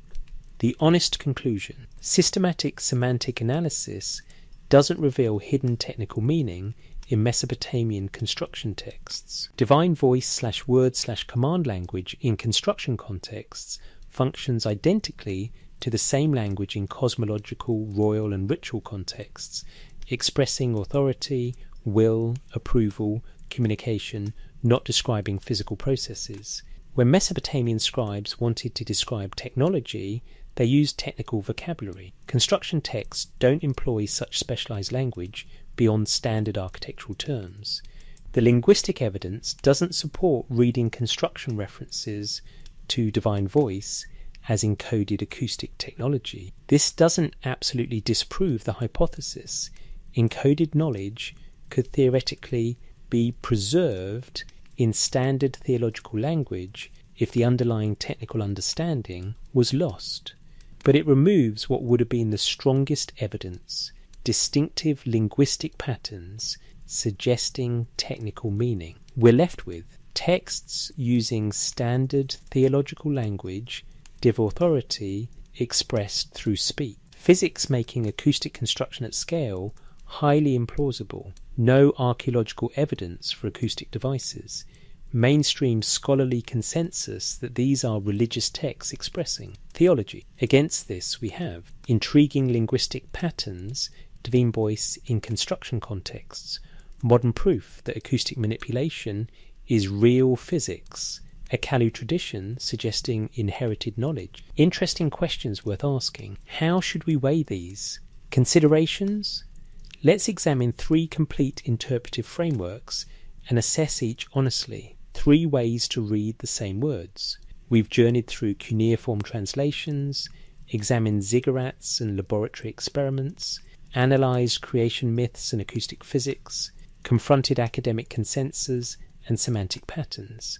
Now we need to synthesize how should we interpret references to divine voice, divine command, divine word in Mesopotamian construction contexts. 3 coherent frameworks emerge. Let's examine each fairly, assess evidence supporting and challenging each, and be honest about which has strongest support. Framework A. Standard theology, strongest evidence. Position. Divine creative speech in Mesopotamian texts expresses theological belief in divine omnipotence and cosmic order. God spoke. It happened is a literary device representing divine power, authority, and will actualized in reality. This is standard ancient Near Eastern theology, appearing across cultures because it's an effective and natural metaphor.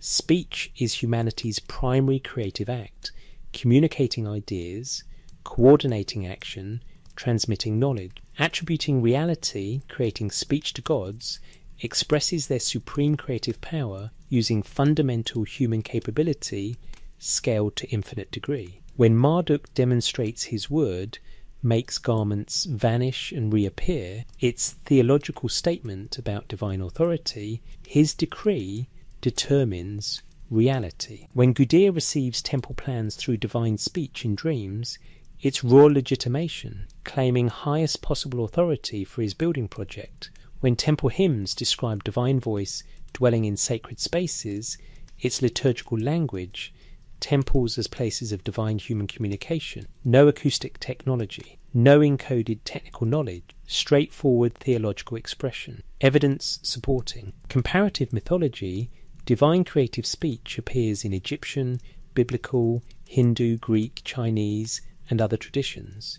Universal patterns suggest universal theological function, not culture-specific technology. Literary genre, construction texts, are religious political inscriptions, not technical manuals. They serve legitimation functions standard across ancient Near East. Semantic patterns, divine voice / command language identical in construction, cosmological, royal, and ritual contexts. No technical differentiation. Physical evidence, ziggurats built with documented Bronze Age construction techniques, brick moulds, ramps, bitumen, mortar all archaeologically attested. No mysterious construction methods required. Scholarly consensus, Assyriologists with lifetimes of expertise analysing these texts in original languages within full cultural context, interpret them as theology, not technology. Occam's razor, simplest explanation fitting all evidence without requiring extraordinary assumptions. Strengths, no missing evidence to explain, fits everything comfortably, no physics violations or engineering impossibilities, accounts for cross-cultural parallels naturally, respects genre and context of texts, supported by expert scholarly consensus. Weaknesses, doesn't explain why this specific metaphor appears so consistently, but counter, speech is natural metaphor for divine creative power, so consistency isn't mysterious. Doesn't engage possibility of encoded memory, but counter, absence of evidence for encoded memory is itself evidence. and theology adequately explains all observations, could be seen as incurious dismissal of alternative possibilities, but counter, maintaining mainstream interpretation isn't dismissal, it's following evidence to most likely conclusion. Assessment. Framework A is almost certainly correct. It has strongest evidence, fewest problems, widest scholarly support, and most parsimonious explanation. Framework B. Encoded memory, speculation, position. Mesopotamian texts preserve distorted memory of advanced predecessor techniques developed before the flood catastrophe around 2900 BCE. Divine voice/command represents metaphorical description of processes the Sumerians no longer fully understood, but preserved through religious framing. Not necessarily acoustic levitation specifically, but some sophisticated loss method that, after the catastrophe and knowledge disruption, was remembered as the gods taught us construction without retention of underlying technical principles. The Apkallu tradition explicitly claims pre-flood knowledge bearers taught civilization's arts. The Sumerian king list explicitly dates antediluvian rulers before the flood swept over. Archaeological evidence confirms major flooding around 2900 BCE. If sophisticated construction techniques existed and were disrupted by catastrophe, survivors would preserve memory in whatever conceptual framework remained, which would be religious/theological language after technical understanding was lost. Evidence supporting Apkallu tradition explicit claim of pre-flood knowledge transmission. Sumerians didn't claim to invent civilization, they claimed to inherit it. Archaeological flood evidence, real catastrophe around 2900 BC that could have disrupted knowledge transmission. Sophisticated early achievements. Sumerians demonstrated advanced urban planning, mathematics, astronomy, construction, sophisticated knowledge systems, suggesting possible inheritance from earlier cultures. Ubaid predecessors, sophisticated pre-Sumerian culture existed 5000–4000 B with towns, irrigation, trade. Knowledge transfer from Ubaid to Sumerian period is plausible. Knowledge loss precedent, historical examples of technical knowledge lost during catastrophe, Library of Alexandria, Roman engineering techniques in medieval Europe. Strengths. Explains attribution to divine/Apkallu sources as cultural memory of predecessor knowledge. Accounts for Sumerian self, understanding as knowledge preservers rather than originators. Doesn't require supernatural or extraterrestrial intervention, just earlier human sophistication. Plausible that techniques could be lost/distorted over millennia, especially through catastrophic disruption. Takes Mesopotamian tradition seriously while remaining within naturalistic explanations. Weaknesses. No clear evidence of what specific advanced technique would have been lost. Ziggurats are explicable with documented Bronze Age methods. No lost technique required. Might have been isn't was. Plausibility doesn't constitute evidence. If advanced techniques existed, why no physical evidence? No specialized tools, no unique materials, no construction features requiring unexplained methods. Ubaid culture was sophisticated but not demonstrably more advanced than Sumerian in construction techniques. No obvious lost knowledge in archaeological record. Theological framing could simply be theology, not encoded memory. Assuming hidden technical meaning reads beyond textual evidence, requires multiple assumptions. Advanced predecessor techniques existed. They were sophisticated enough to seem divine later. Catastrophe disrupted technical understanding while preserving memory. Religious framing encoded this memory, not alternative explanation. Each assumption is individually plausible, but stacking them reduces cumulative probability. Assessment. Framework B is intriguing speculation with some supporting evidence, but significant evidentiary gaps. It's not impossible, but it's not strongly supported either. More plausible than Framework C, doesn't require physics violations or extraordinary technology, less plausible than Framework A, requires assuming lost knowledge we have no direct evidence for. Worth considering as thought experiment, especially given Apkallu tradition and Sumerian self-framing as knowledge inheritors, but remains speculative. Framework C, literal acoustic technology, highest speculation. Position, divine voice / command references in construction texts describe actual acoustic levitation or manipulation technology that existed in ancient Mesopotamia, either developed by Sumerians themselves, inherited from Apkallu, predecessors, or taught by Anunnaki, understood as advanced beings rather than supernatural entities. Physical acoustic devices existed but haven't survived archaeologically or haven't been recognized for their true function. Texts preserve references to this technology in theological vocabulary because later scribes no longer understood the technical principles. Modern physics proves acoustic manipulation is possible. Mesopotamian texts consistently reference voice / sound in construction contexts. The Apkallu tradition claims civilization's technologies were taught by pre-flood beings. These factors suggest acoustic construction was real but forgotten. Evidence supporting. Modern physics validates core concept. Sound can manipulate matter. Acoustic levitation is real, documented physics. Consistent textual references, divine voice / command, appears repeatedly in construction contexts across multiple texts and time periods. Acoustic tradition, explicit claim that divine beings taught construction methods before flood.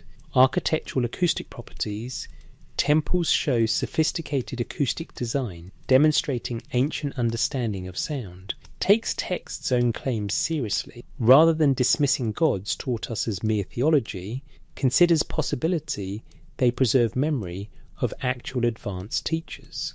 Strengths. Interesting hypothesis that takes ancient claims about divine instruction somewhat literally. Modern physics supports possibility of acoustic manipulation in principle. Would explain why construction knowledge attributed to divine sources, if technique was dramatically advanced, it would seem divine. Intellectually bold, challenges conventional assumptions.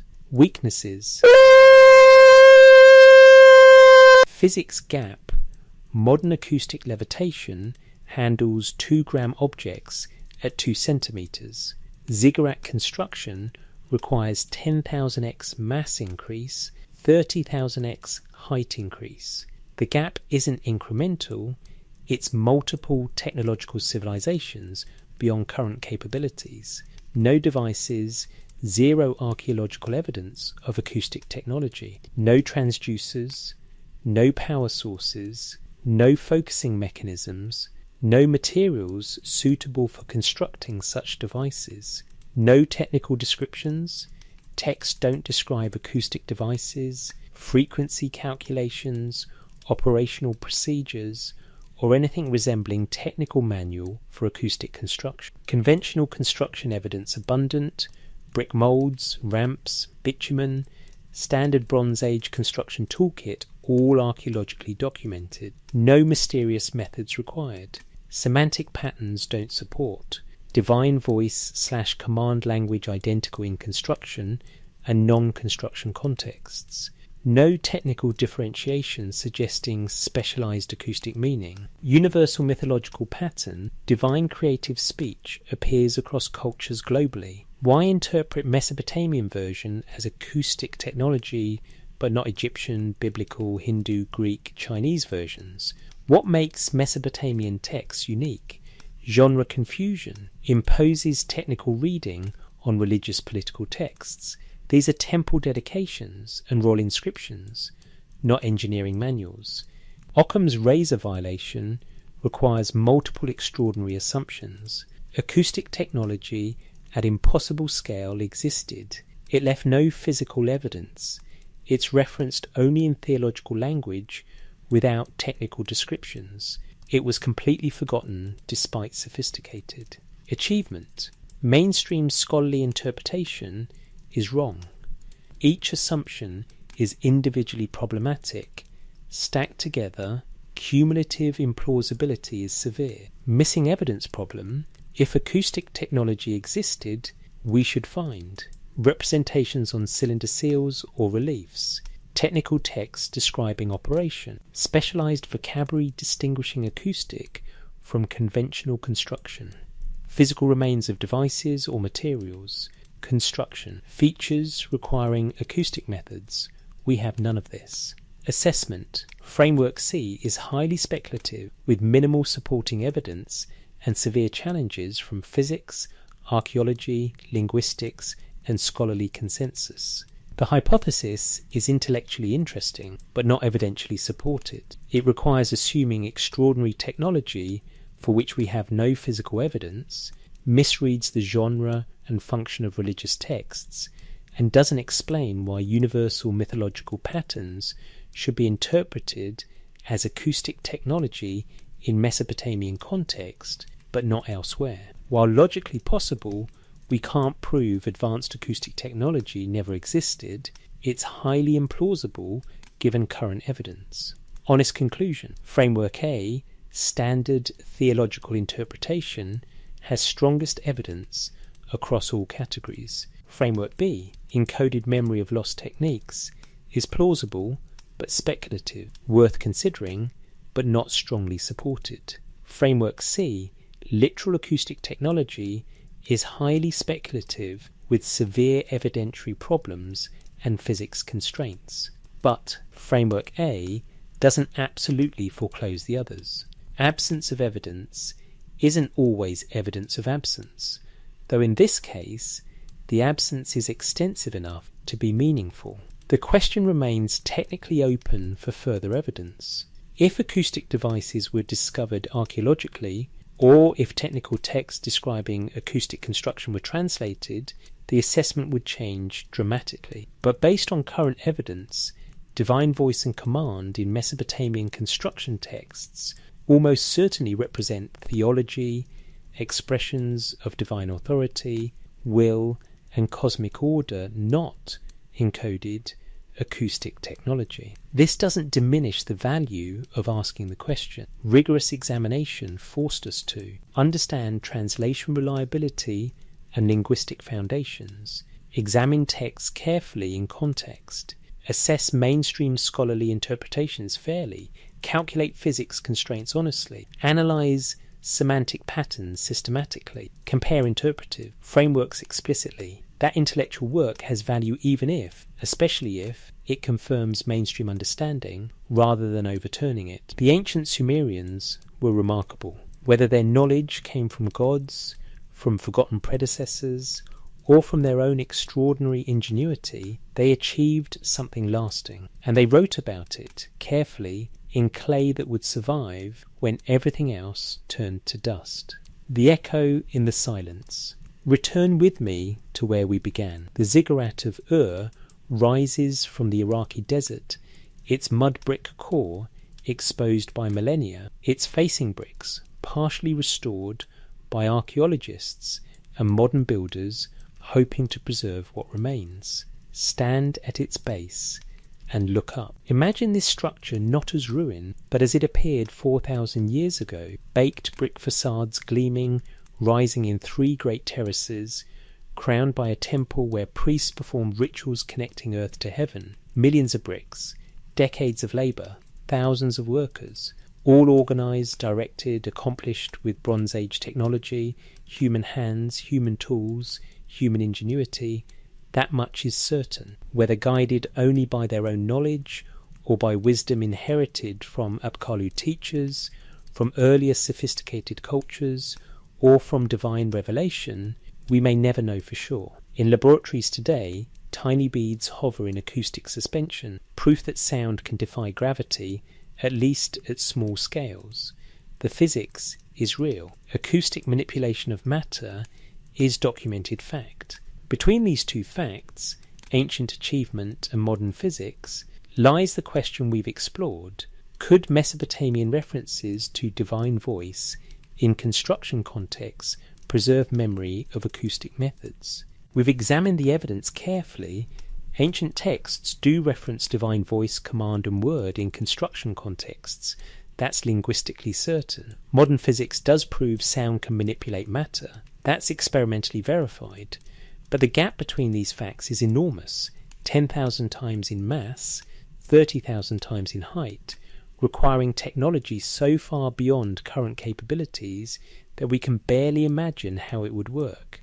And most evidence, textual, archaeological, semantic, scholarly, supports straightforward theological interpretation. Divine speech represents divine authority and will, not acoustic technology. The honest conclusion, the acoustic hypothesis, is fascinating speculation, but almost certainly incorrect.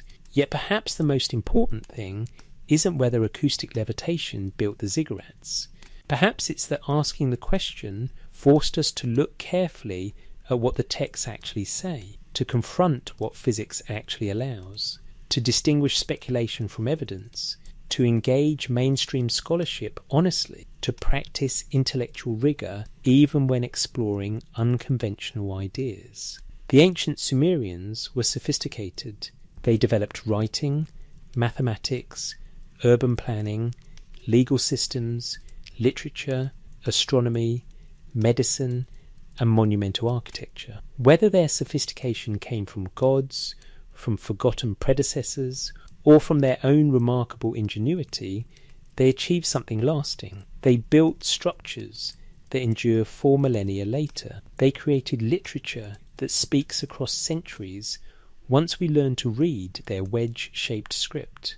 They preserved knowledge carefully in clay tablets that survived when everything else, wood, textile, leather, flesh, returned to dust. And they framed their achievements within a worldview that attributed knowledge to divine sources, that remembered pre-flood teachers, that conceptualized divine powers as transferable objects, that expressed creation through divine speech. We interpret these framings through our own cultural lens, scientific, skeptical, evidence-focused.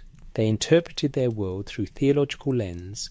Divine presence is real, cosmic order, structured by divine authority, knowledge as gift from gods.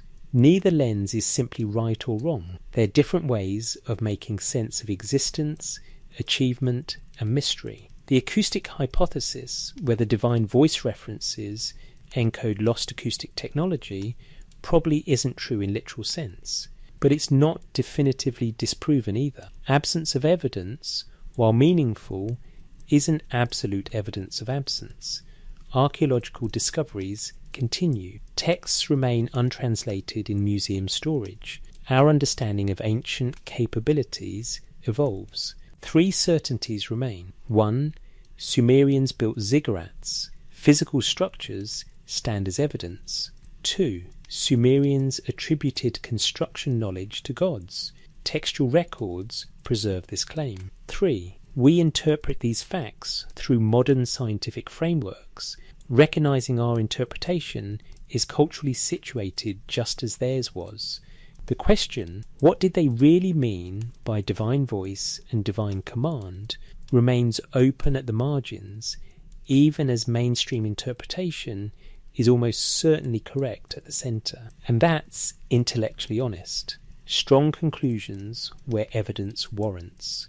Openness to revision if new evidence emerges. Recognition that ancient people were sophisticated even if we interpret their expressions differently than they intended. Somewhere tonight, in a laboratory, a tiny bead still hovers in acoustic suspension. Proof that sound can defy gravity, that physics allows manipulation of matter through vibration, that the concept isn't impossible even if the scale required for ziggurat construction probably is. And somewhere in the Iraqi desert, the ziggurat of Ur stands under stars the Sumerians also watched 4,000 years ago, silent, patient, bearing witness to human capability, whether divinely inspired or humanly achieved. The texts rest in climate-controlled museum vaults, their wedges still crisp, their words still readable now, that Rawlinson climbed that cliff and scholars broke the cuneiform code. Divine voice, divine command, divine word. Theology? Almost certainly. Encoded memory? Possibly, though evidence is thin. Acoustic technology?